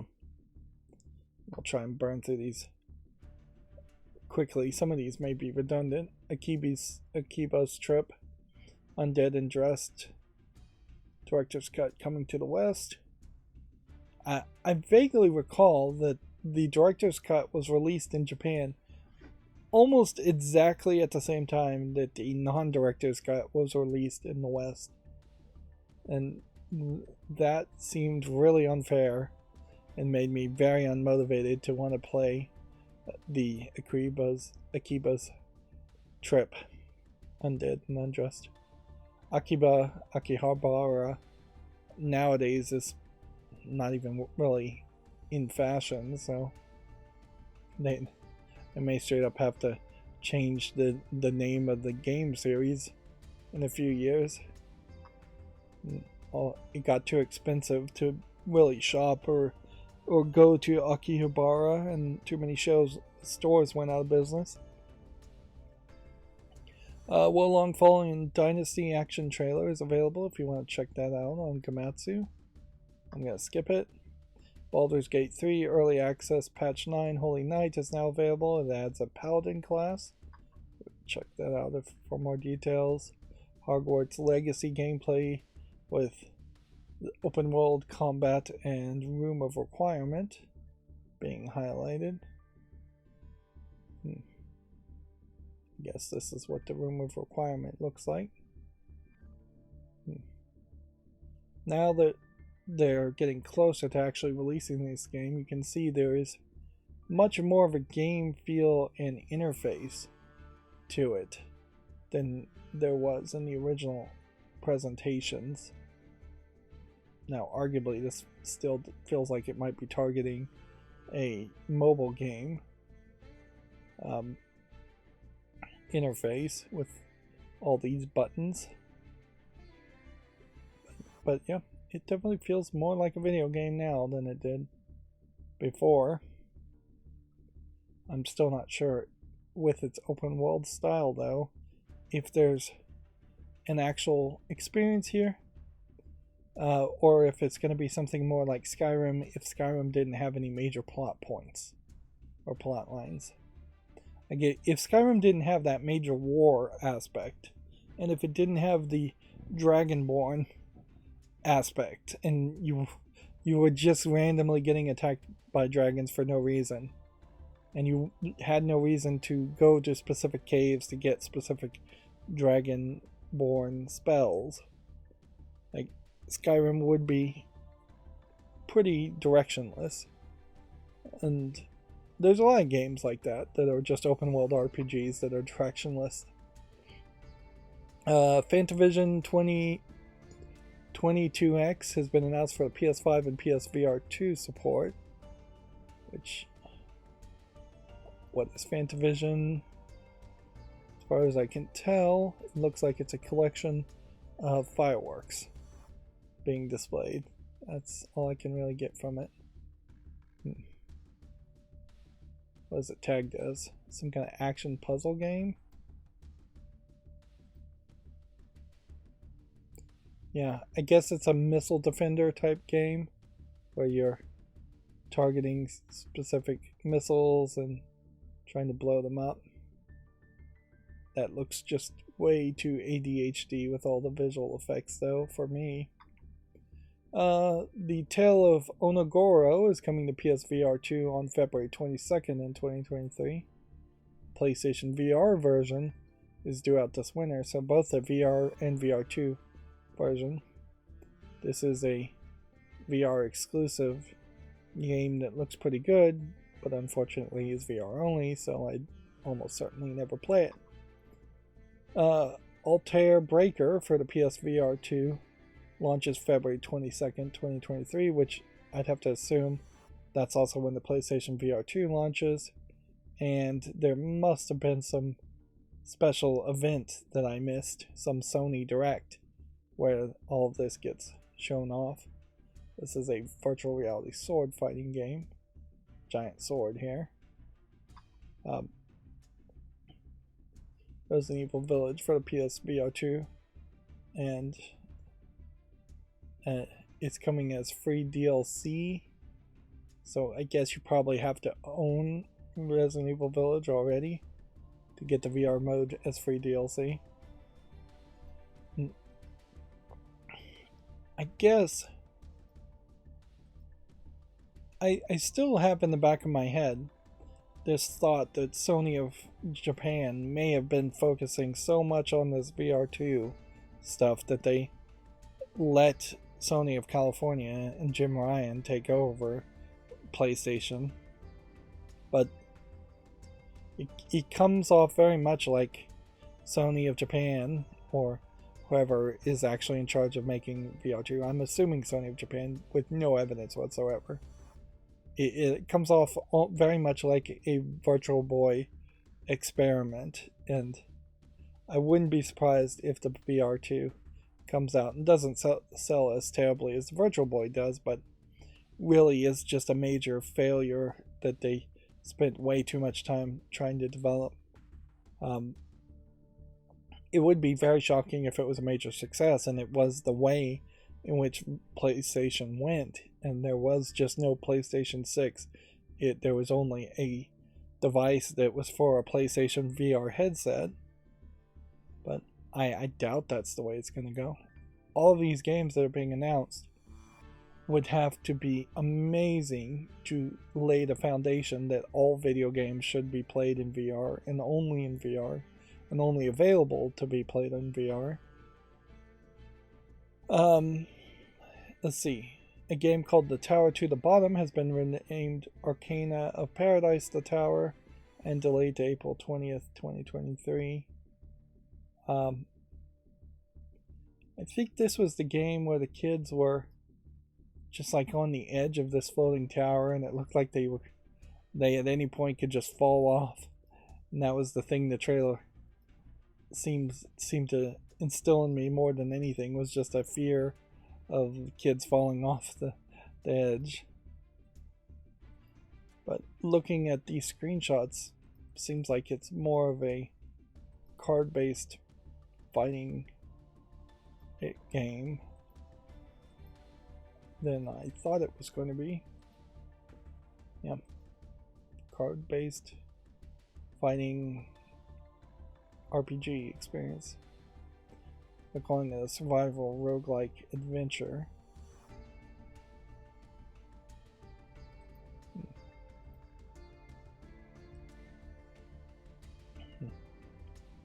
There honestly may not be much here, or enough here that would make me want to play this game. And if you have to change the name of your game, that seems to me like you didn't do enough due diligence and in getting a trademark or copyright to use the name before.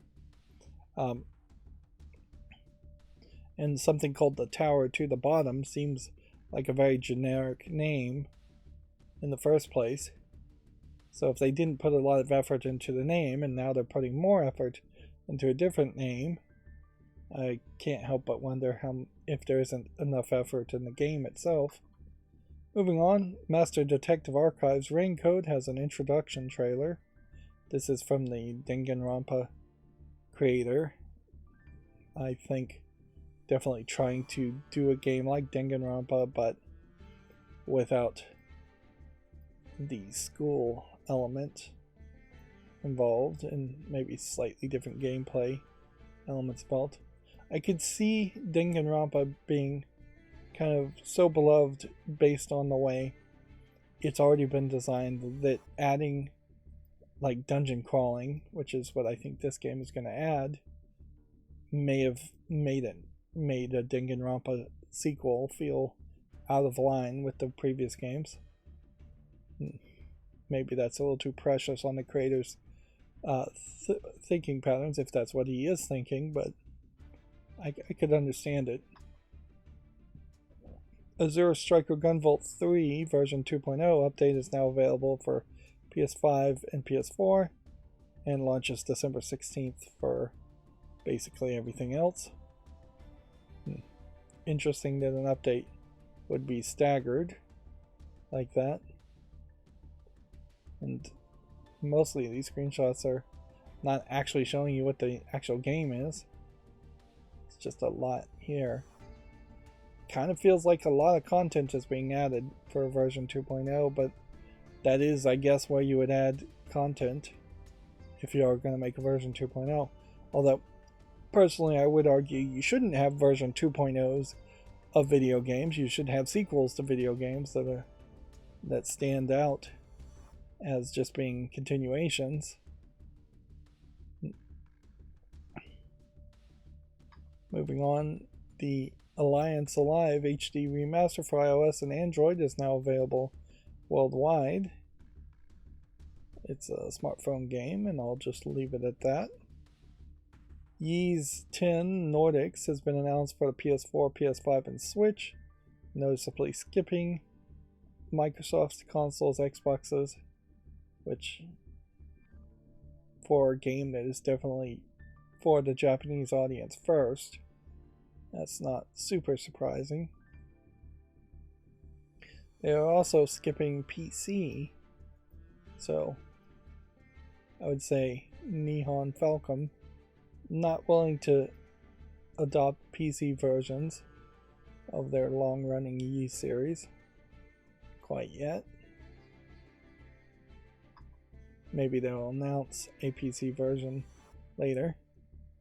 Ys Memoir, The Oath of Felghana, has been announced for Switch, due out in spring of 2023. I wouldn't be surprised if this is a side game or even a remake of an older Ys game. This character is weird because it has a very high forehead and it's kind of going for that chibi look. Like this definitely would be a 3D chibi art style, but even here they're trying to kind of match that, but it definitely, by the dress and the chest size there, I would have to assume that this is supposed to be an adult character that is just incredibly short. And then some of these faces are fairly baby faces. It's like they took a baby's head and then put long hair on it. Yeah, if you just cut off the hair and showed the face, I would have assumed that that was a baby's face. It's just odd drawing. Yeah. Even here you've got like what is obviously a kid and then obviously adult that's really short, and then what probably is supposed to be an adult. Maybe that's supposed to be an adult too. This feels like this is a very old image of Ys 3. So this may have just been a long-running art style for the Ys series to have really short characters. Notably here they have a topless harpy lady in the corner. That probably isn't the way things go now in the Ys series. I wouldn't be surprised if this is a remake of Ys 3, and I probably should spend the time to read that and figure out if that's the case.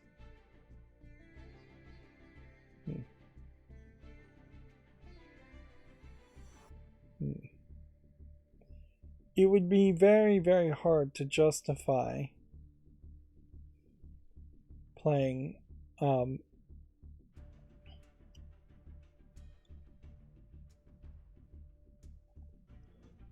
playing the Ys series or the remakes of the Ys series over the remakes of the Final Fantasy series, which are slightly more relevant. Apparently this was released originally for the PSP in 2010. And this is a HD remaster.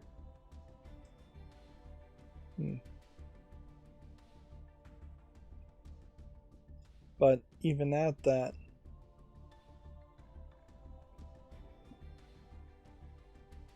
I guess that was its original release, was a PSP side game. In 2010. A Wonder Boy Anniversary Collection launches January 26th for the PS5, PS4, and Switch. Again, we're getting basically the Japanese consoles being announced for the Japanese collections of games. I'd say Wonder Boy is probably more of a Japanese fan favorite than a Western fan favorite.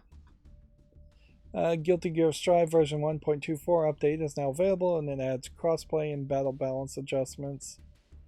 Check out that article if you want more details. Eterna Noctis DLC Pit of the Damned has been announced. Check out that article if you want more details. I need to rush here.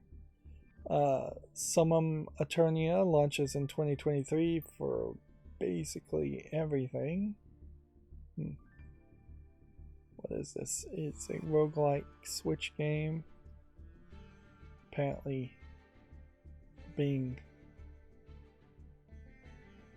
it's tagged Nintendo here. I guess they are just tagging all the consoles it's going to be on. I should have already known that Komatsu does that, if Komatsu does this. Looks like it's a Metroidvania, hack and slash Castlevania type game. It does not look bad at all. Maybe a little too flashy in the visuals, but not terrible. Yeah, that's a little interesting. Catches my attention. And Eternia Noctis sequel, Eternia Lucius, I assume that's how you pronounce that, has been announced. Which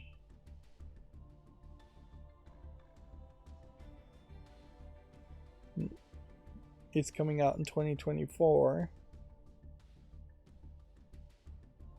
Has the first game even come out yet? You know, actually it would be kind of interesting to see some games just have 2 or 3 games already announced before even the first one is released.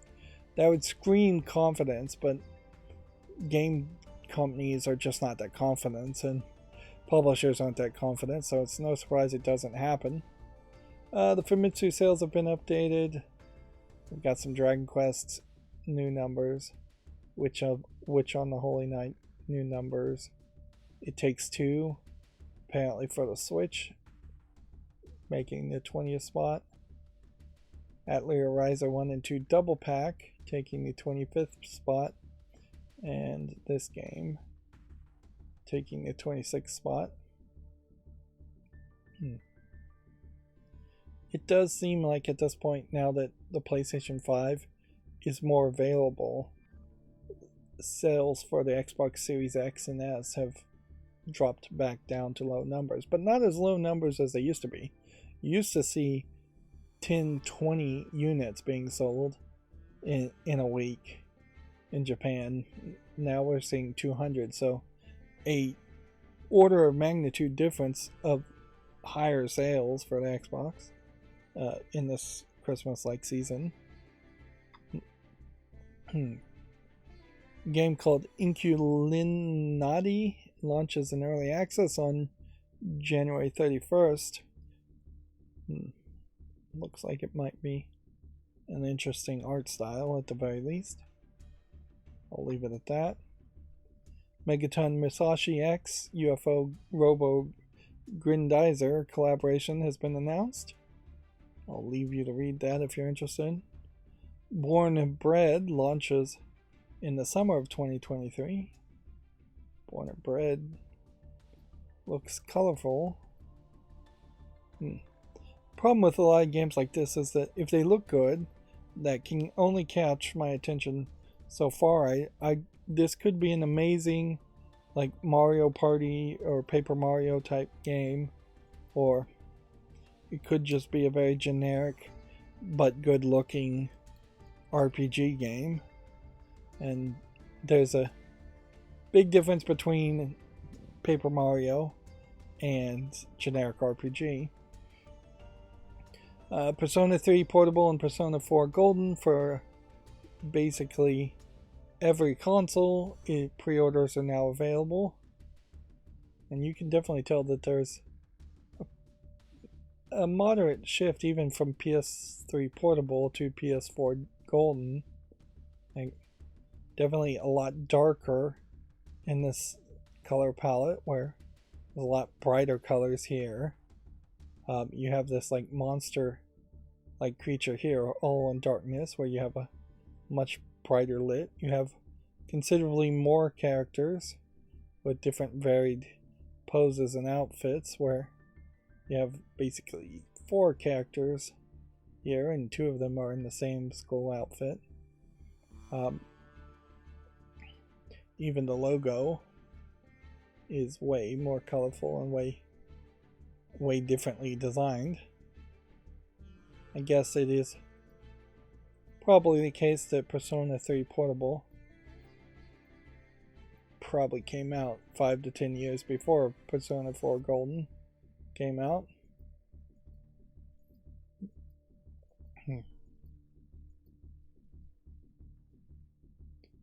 Yeah, I don't know if there's much more to say, but it does sound like these new versions of these games have some improvements, some quality of life improvements that would make it more reasonable to go back and play these games. And they're coming to PC for the first time, I suspect. A game called Into the Dead or Darkest Day has been announced for PC, which just seems to me like it's some kind of virus that turns people into monsters. I wouldn't even inherently say a zombie. It looks like there might be a bullet hole here, but maybe somebody just smashed their head into the glass. It definitely implies more of an emotional story around someone becoming sick instead of your generic shooting all the zombies as soon as you see them. They're making a major emphasis to show that she's wearing a wedding ring, and that she was in a sleeping gown, so she's in a place of safety when she turns, not just in a hospital or in a mall where she got bit by a zombie. We already talked about Amazon Games to publish new Tomb Raider titles for multiple platforms. It's going to be the biggest, most expansive Tomb Raider game to date. The fact that they say the biggest, most expansive, I think does kind of imply that they're looking to make a very big open world type game, probably trying to use the lumberyard technology.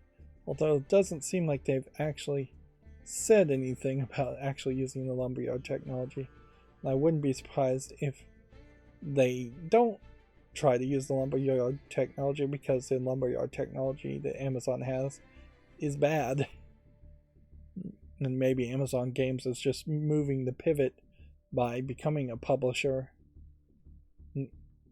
Now, inherently, if you have Amazon Prime and you got these games for discount or for free, that would be interesting.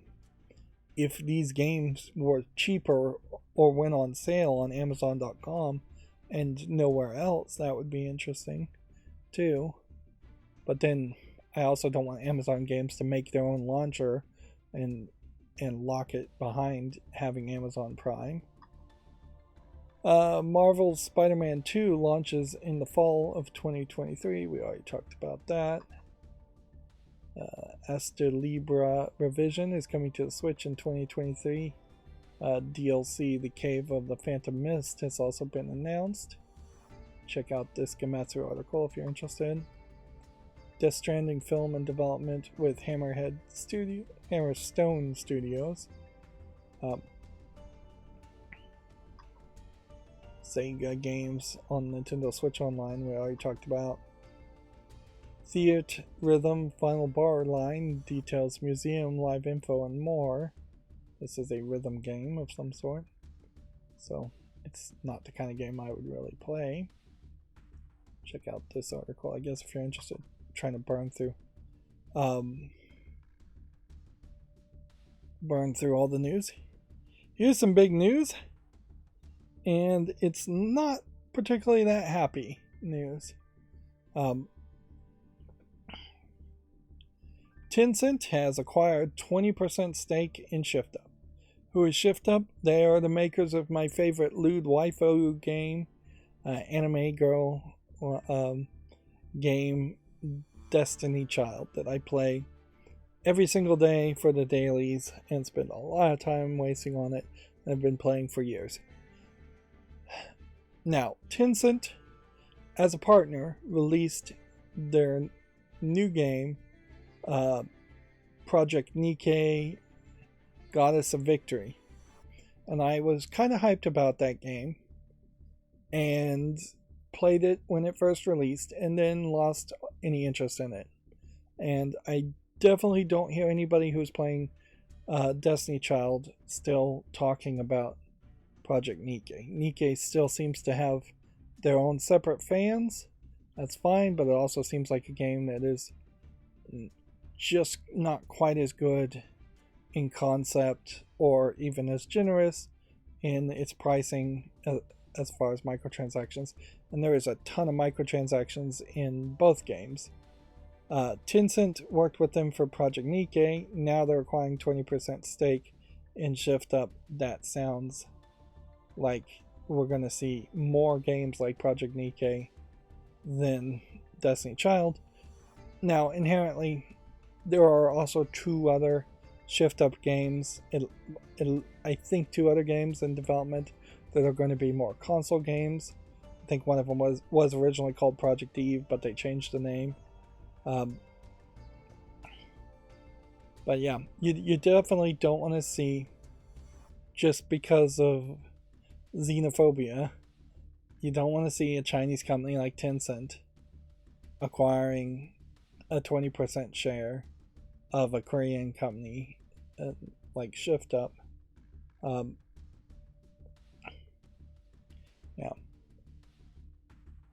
They're working on Project Eve, is called Stellar Blade. They are now the second largest shareholder following the founder Kim Jong-tai. So, yeah. This is not news I want to hear, but maybe it would be good. You gotta live in hope and positivity.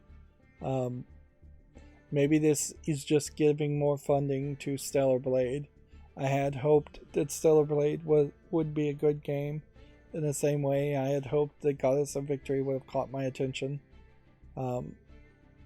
It's called Goddess of Victory : Niki.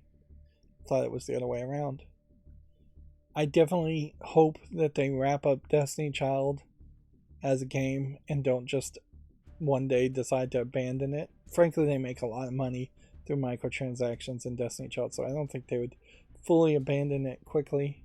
But there is a narrative story in Destiny Child that needs to be set back on rails and wrapped up. Otherwise, it's going to be a very dissatisfactory ending. And if they did just abandon Destiny Child, there'd be no reason to play it anymore. The only reason to play it is for the new updates and the new challenges, unless they could just set it up in a way that it would go in circles and replay the content it's been doing for years, and replay the events it's been doing for years.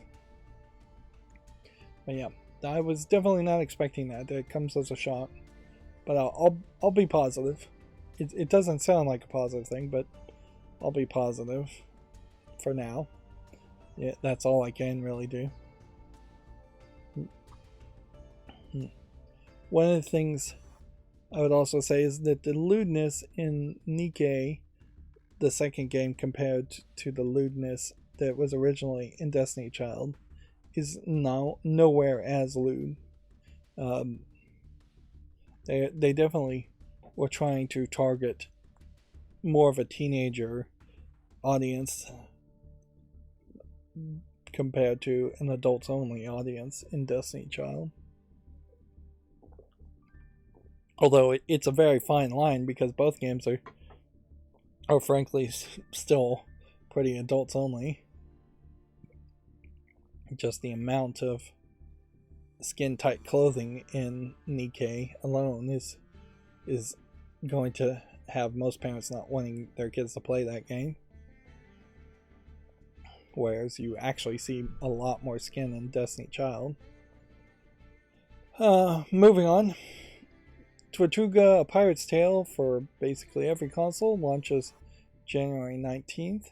Yet another pirate game. We may finally be getting the Year of the Pirate several years after I would have thought that the Year of the Pirate would have happened. Although I don't think years of anything ever were really legitimate. Horizon's online project in development featuring a new cast and a stylized look. I don't know what stylized means. You already had a stylized look in Horizon, so it almost makes it seem like it's going to be cartoony, because once they throw online multiplayer co-op into it, the engine can't handle rendering hyper-realistic graphics. A game called God of Rock launches April 18th. Seems for every console. I don't think I've seen this one before. Oh, so it's a rhythm game with fighting, which sounds like a very interesting idea, but inevitably I wouldn't be able to play it because I have no rhythm. Also, I don't think you'd be able to actually see the fights if you're playing the rhythm game in the first place, so it's probably a dumb idea. Like, this is really the experience you would see, is that you would just be focusing your eyes down here or down here, and you would just be ignoring everything up there. Alright, well, now let's start going through the games that came out on Steam. This looks like it's a VR game to just show off a Chinese palace. I don't think I'd do a YouTube short on this, because this seems not video game enough. It seems like it's just virtual tourism. So I'll say no to that game. We'll say no to a zombie tower defense game. I'm fairly certain we're going to run into some adult games today.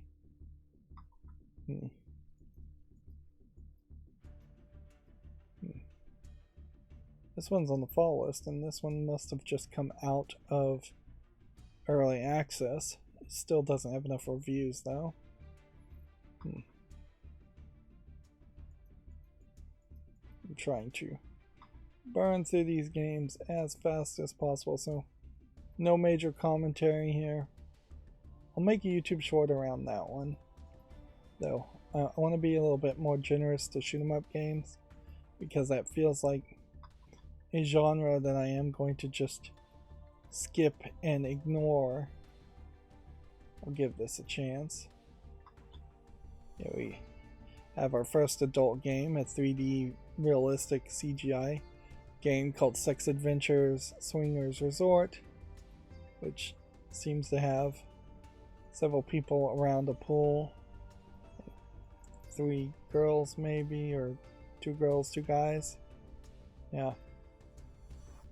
Most of these visual novels are being or they're labeling them as visual novels, but really I think they are barely any text at all and just a collection of images. It's $2.09. They're all getting released, I think, from the same developer. This developer publisher is called Erotic Games Club. I wouldn't be surprised if they are the proponent of publishing most of these. Like, they have several bundles here with 14 items, 41 items, 24 items, and they're all the same. I don't know if it really helps the idea of Steam having an adult store if only one company is actively putting 30% of all the adult games on the storefront. This is a weird art style. I'm gonna have to say no to it, though. This is the kind of art style that might work in drawing, but I don't think works in video games. Yeah. I would want to see a lot more diversity in the number of publishers and developers in adult games on the adult storefront.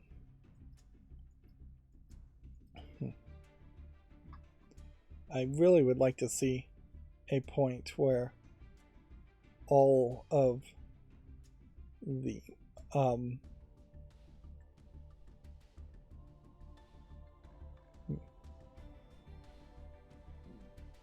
This one is not an adult visual novel, although they are in relationships and talk about the relationships. This is a extra visual novel. Aokana plus extra 1 plus extra 2 bundle. Which the main game here is on my wish list.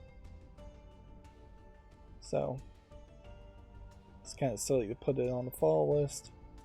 It's kind of silly to put it on the wish list. Yeah, I think generally because it is just extra content, the first step is to get the first game.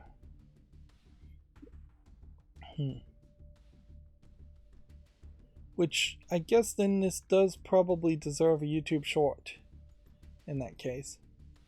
And we'll push it.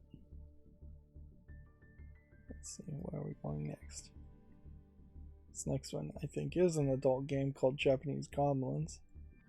And it's all blurred in the trailer, but then all the screenshots are not blurred.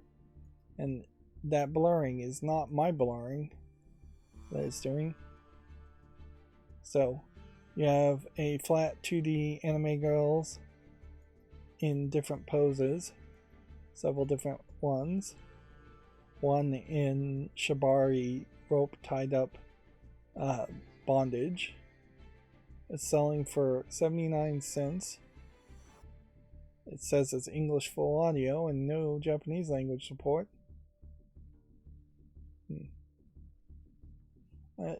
I don't understand what the actual puzzles in the gameplay are, though. It says there's puzzles, but every screenshot here is just showing an anime girl. I guess it's a slide puzzle. If I can look through the blur. So yeah. It looks like it's 12 slide puzzles for 79 cents with English only language, if that matters. Nothing particularly special there, but that is the kind of game I would expect to see come out for way more often than it does. Next is also an adult game called Lillian Knight Exclusive Contract of Succubus, where you have a CG 3DI anime type succubus girl in a leather bikini type outfit, although I probably could just show it off. It's a decent amount of skin though, so I'll say no this time. A leather lingerie like outfit. This one is uniquely a VR game that supports both standard and VR mode for $17.99. It does have Japanese full audio, also English and Chinese subtitle. They're saying check compatibility with the demo first. Apparently the succubus is a dominatrix, which makes some sense. The screenshots of the character do not look as good as the concept art of the character in the description half the time. It doesn't look bad. It definitely seems like that's what you would want. And at a certain level, I guess a visual novel like this, focusing on one character that looks like its original content creation, in compared to what are clearly asset 3D models of most of the other 3D CGI adult visual novel games. That's probably better if you're taking the time to create an actual original character. Of course, it's very possible it isn't actually an original character, and it too is just an asset flip. But it is a story focusing on one character, one protagonist, instead of just groups of people. So finally we have a game we can actually show called iFrog OT, which looks like garbage. Handyman Corporation Prologue, which Yeah, there might be a game around that, but the prologue is effectively just a demo, so I'll say no to it. Sword of Fairgoal. Looks like a very old school type game, so I'm going to say no to that. Tumble. Looks like nothing of interest. Anime Hunter here. Let's see if this is an adult game. I feel like there was a game very similar to this released just a couple days ago. Anime Hunter is 89 cents, English only, and it's a bunch of asset flipped anime girls running around, and you're shooting them with a crossbow. Crossbow that looks like it's shooting phallic arrow bolts. Yep, it looks absolutely like garbage, and I swear there was another version of this game where you were running around just shooting guns at people, which that neither concepts really make sense at all. And these anime girls don't look good. Let's see. Hero-ish. I'll give this a follow. How many more of these? We have to do probably a lot more. Meteorites 3D, just by the first appearance, I can say I'm not interested in. Project RT4. Doesn't look polished enough. Overstrike Arena. Nope. Jigsaw puzzles. It is an interesting thought about maybe I should go through these games. Is this an adult game? Apparently not. Eye of Darkness. Not Darkness. D''AKES. Yeah, it doesn't look like anything interesting. Yeah, if I looked at games that came out on Steam at the beginning of the stream and had more energy, would that help me in any way at all? That's the real question. And I don't know if it really would. Frankly, me being a little tired and a little sped up, and as far as just trying to burn through games, probably is the right move. This is weird because this is an adult game, and this is probably the first game that's actually in the adults only section that I can actually show on YouTube. First Sexy Night 2, second date. Like, every single screenshot here is basically censored. So this gives us a kind of great example of what you can expect as far as the realistic color palette of asset flip CGI realistic models are. That you'll have somebody and they'll usually be completely nude, so just imagine that in the actual game this dress is missing, and then maybe you'll get a pop-up of some interactivity, or maybe you'll just get text at the bottom depending on the game, and then they will just be in usually a minimal number of backgrounds, minimal number of scenes, and they'll talk to you for a while, and then you'll get to a point where they've spent a lot more time trying to make the characters look really good in a lot of these scenes. If anything, I would suspect that this game is not that good because the visuals here don't look that good, and they aren't selling themselves on nudity, just like full-on hardcore pornography in the screenshots. Ideally, this is how I would like to see all games, adult games, depicted, though, is that I would like Steam's storefront to be family friendly even in the adult section, but that may not be helpful to people who are actually trying to purchase the game so much. First Sexy Night 2 second date is $1.79 and it's English only. It doesn't have voice acting, according to its description.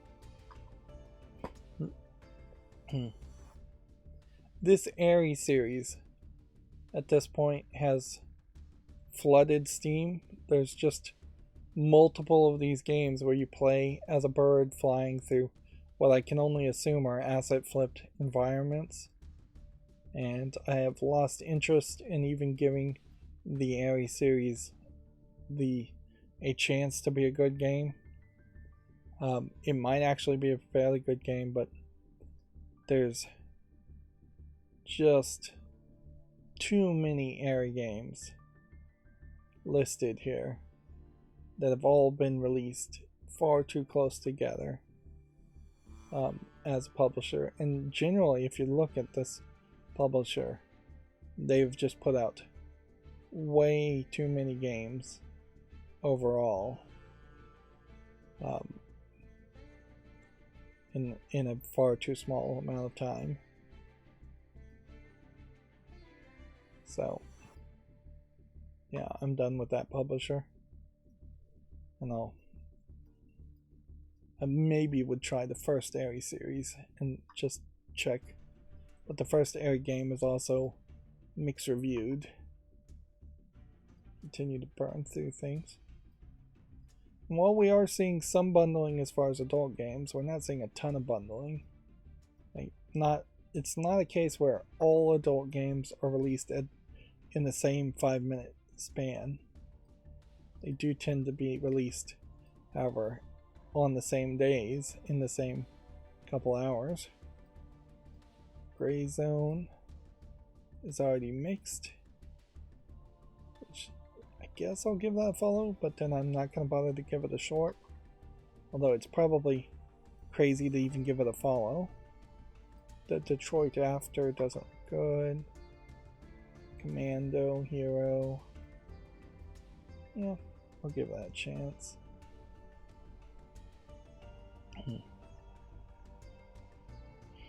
I definitely would like to see more diversity in adult games in general, though. Like, it's either visual novels or it is slide puzzles. At a certain level, I guess, though, if I had to pick one or the other, I would much prefer there just to be more adult content being allowed in what otherwise would just be reviewed as an immature video game, in the sense that you could be playing something like Tomb Raider and then you would see very naturally Lara Croft like kissing, making out, having sex with some character that storyline wise it makes sense, and they would be willing to show that scene and still call it a mature game. I'd much prefer that than somebody trying to make a game that's just all about sex all the time.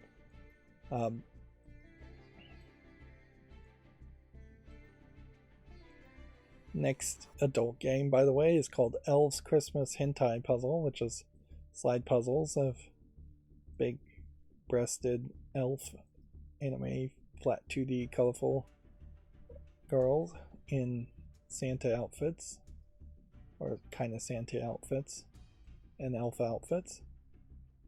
It's $2.39. Says it supports a lot of different languages, no audio. 26 levels plus 2 random modes, and a streamer mode where I guess you could play it censored. I guess that's what they're calling it now, is just streamer modes, which is still censored, but whatever.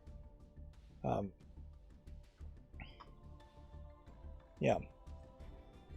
If artists that could make good games were more free to put in adult content when it naturally felt natural, or when the artist wanted to, that would be much better than having an adults only section that is just for porn, and all porn being bad. That's not a problem exclusively to just video games. All porn in the world generally is pretty awful.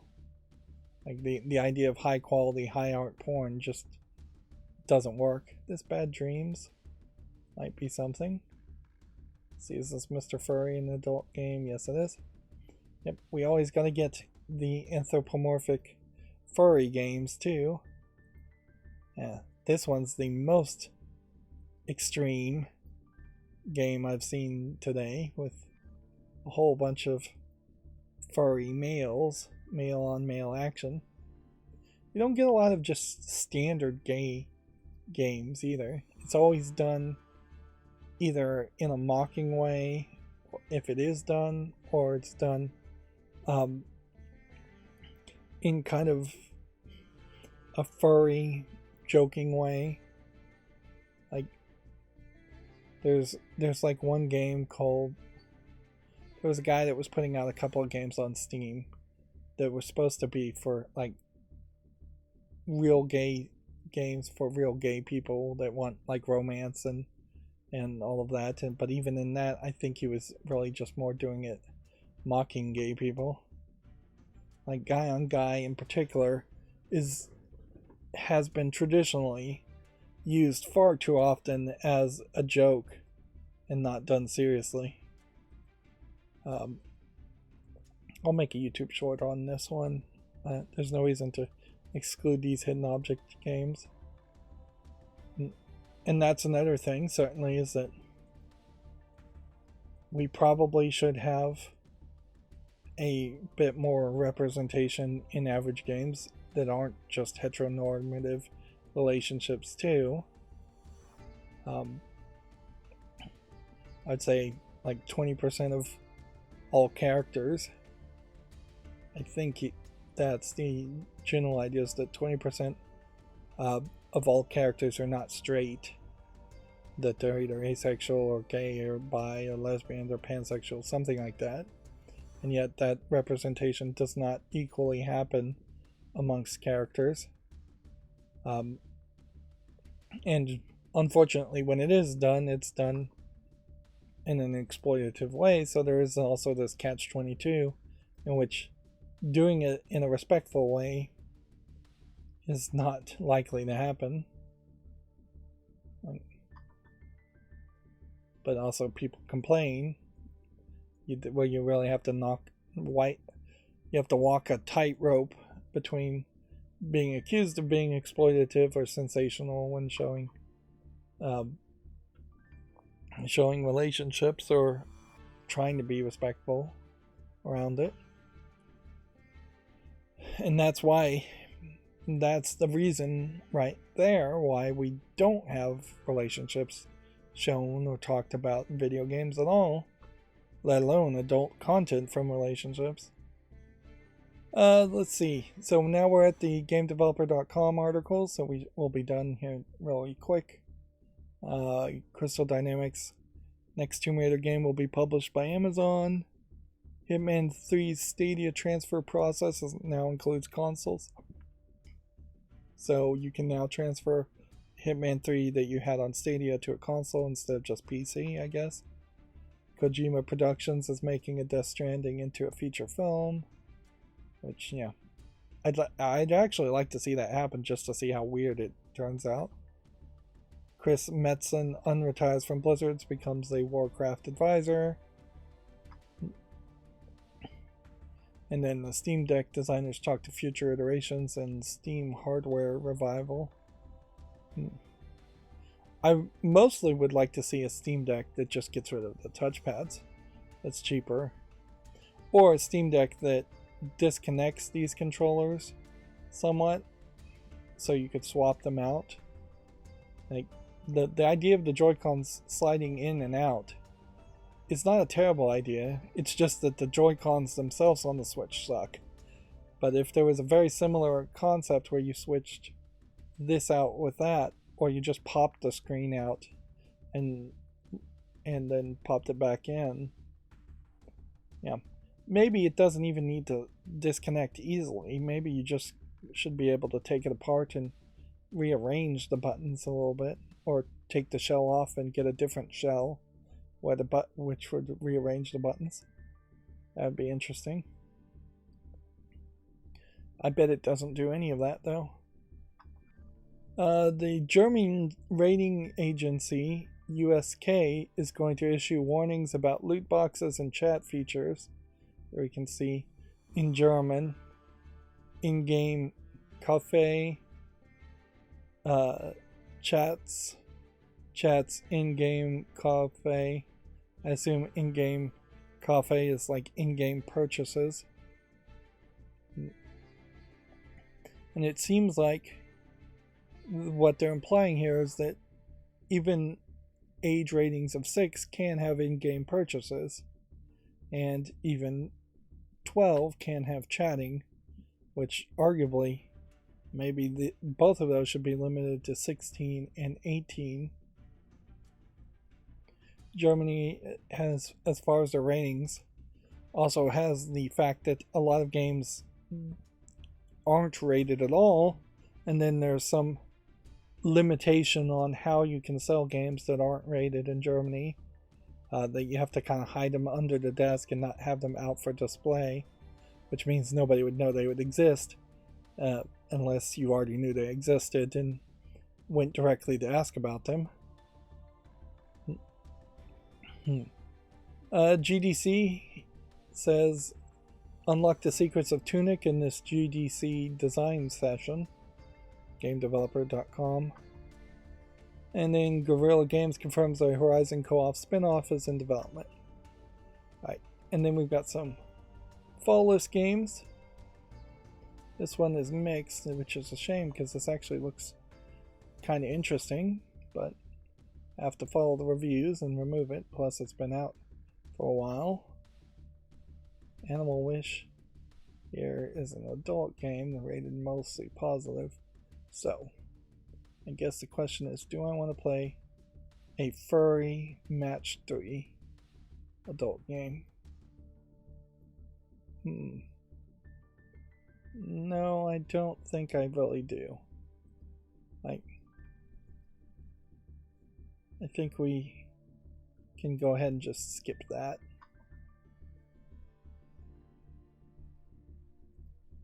Apparently there's 2 Animal Wish listings. Let's see if we can get this loading. Let's see if this next anime game is YouTube family friendly. I would say it is. Let's see, this looks like a visual novel, a lot of cleavage in it, but visual novel, Animal Trail, Ghoulish Squire.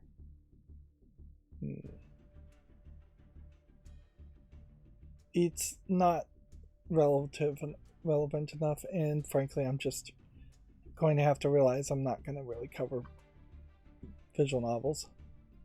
That I really just have not succeeded well on this. This one I'll give more time to. Animal Rescuer. This one's mostly positive. I'll give it a chance. Put it on the wish list. I guess I've already given it a chance.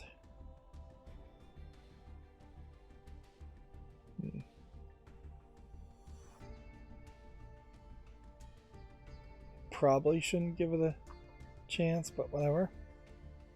Angry Birds VR Isle of Pigs. I'll leave that on the fall list because it's a VR game.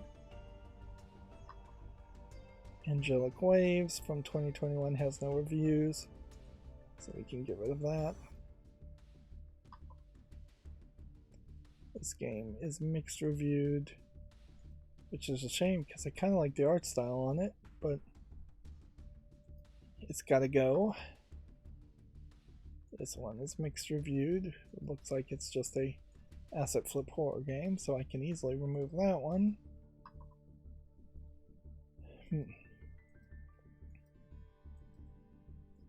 Let's see, this one is irrelevant because it only has 10 reviews, so we can get rid of that. Ancient Wars Sparta. Guess we'll put that on the wish list, although not really sure I would play this game. And yeah, I don't know if Spartans are the in thing these days. Alright. Well, let's collect all the things we did while we were back when I was playing a long time ago. So we have like 2 days to play 8 more games or activate 8 more spell cards, summon 45 more monsters, win 3 more games, and duel 13 more times. And I should probably focus on that. Notice I only have like 2 daily quests here, and I'm just not getting these daily quests done while I'm doing the Duel Cup. And that is pretty much, I think, all I will be doing this weekend. If I do anything at all, is I'll just be playing the Duel Cup. I would like to start playing No More Heroes, but I know I'm also going to be busy this weekend, so you know, I might do a Lego thing, and I might do some of these solo stories. Not play a Lego game, but do an actual real world Lego set. Like, I have a lot of these solo stories, so I might experiment with the doing some of these while we're at it, because I need to catch up on that.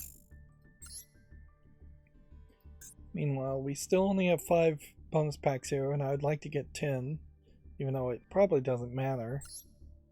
And we always have a ton of these, so opening these and getting 10 more packs, 20 more cards of these legacy cards is still nice, but not really relevant.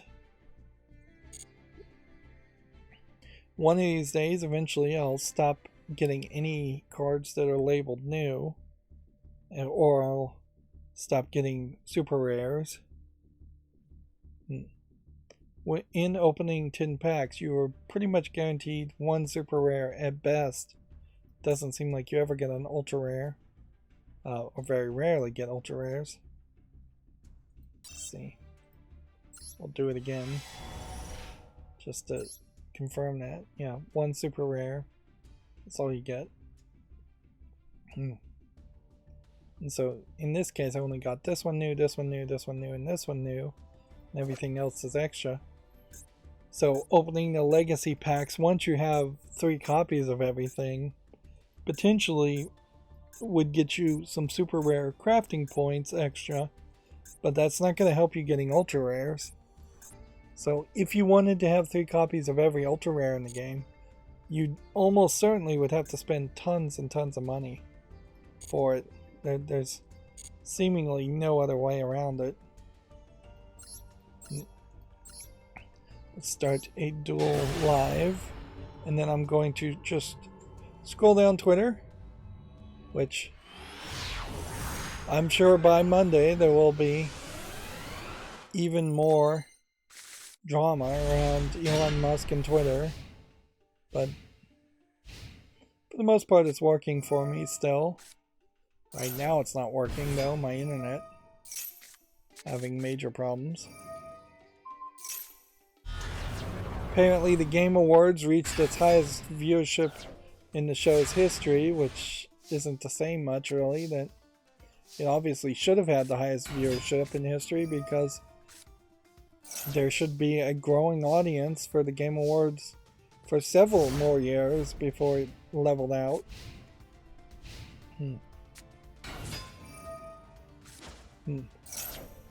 A company called My Games has restructured itself so that it is no longer in the Russian market, to exit the Russian markets.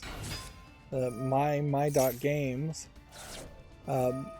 It was previously owned by Russian company VK, which I don't know if you really should trust any claims like that, though. More than likely, you're going to see a lot of Russian companies say that they're no longer doing business in Russia and then smuggling money in left and right.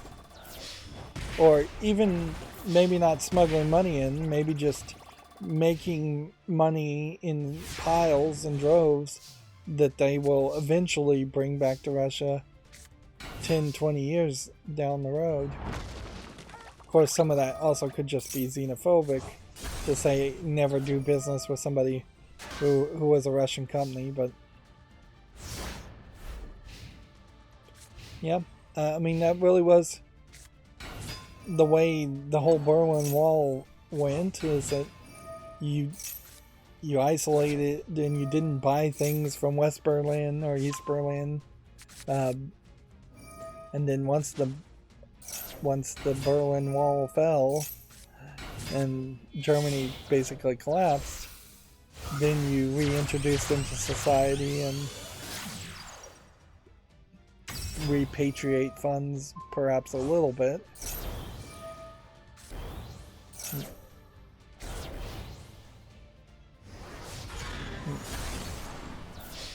The Final Fantasy 13 is 13 years old on December 17th. Which, yeah. Video games are getting old, which probably means everybody who played video games are getting old.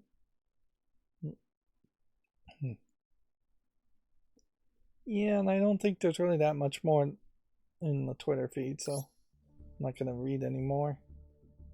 With us starting on a Friday, it's not super surprising that there wouldn't be new announcements.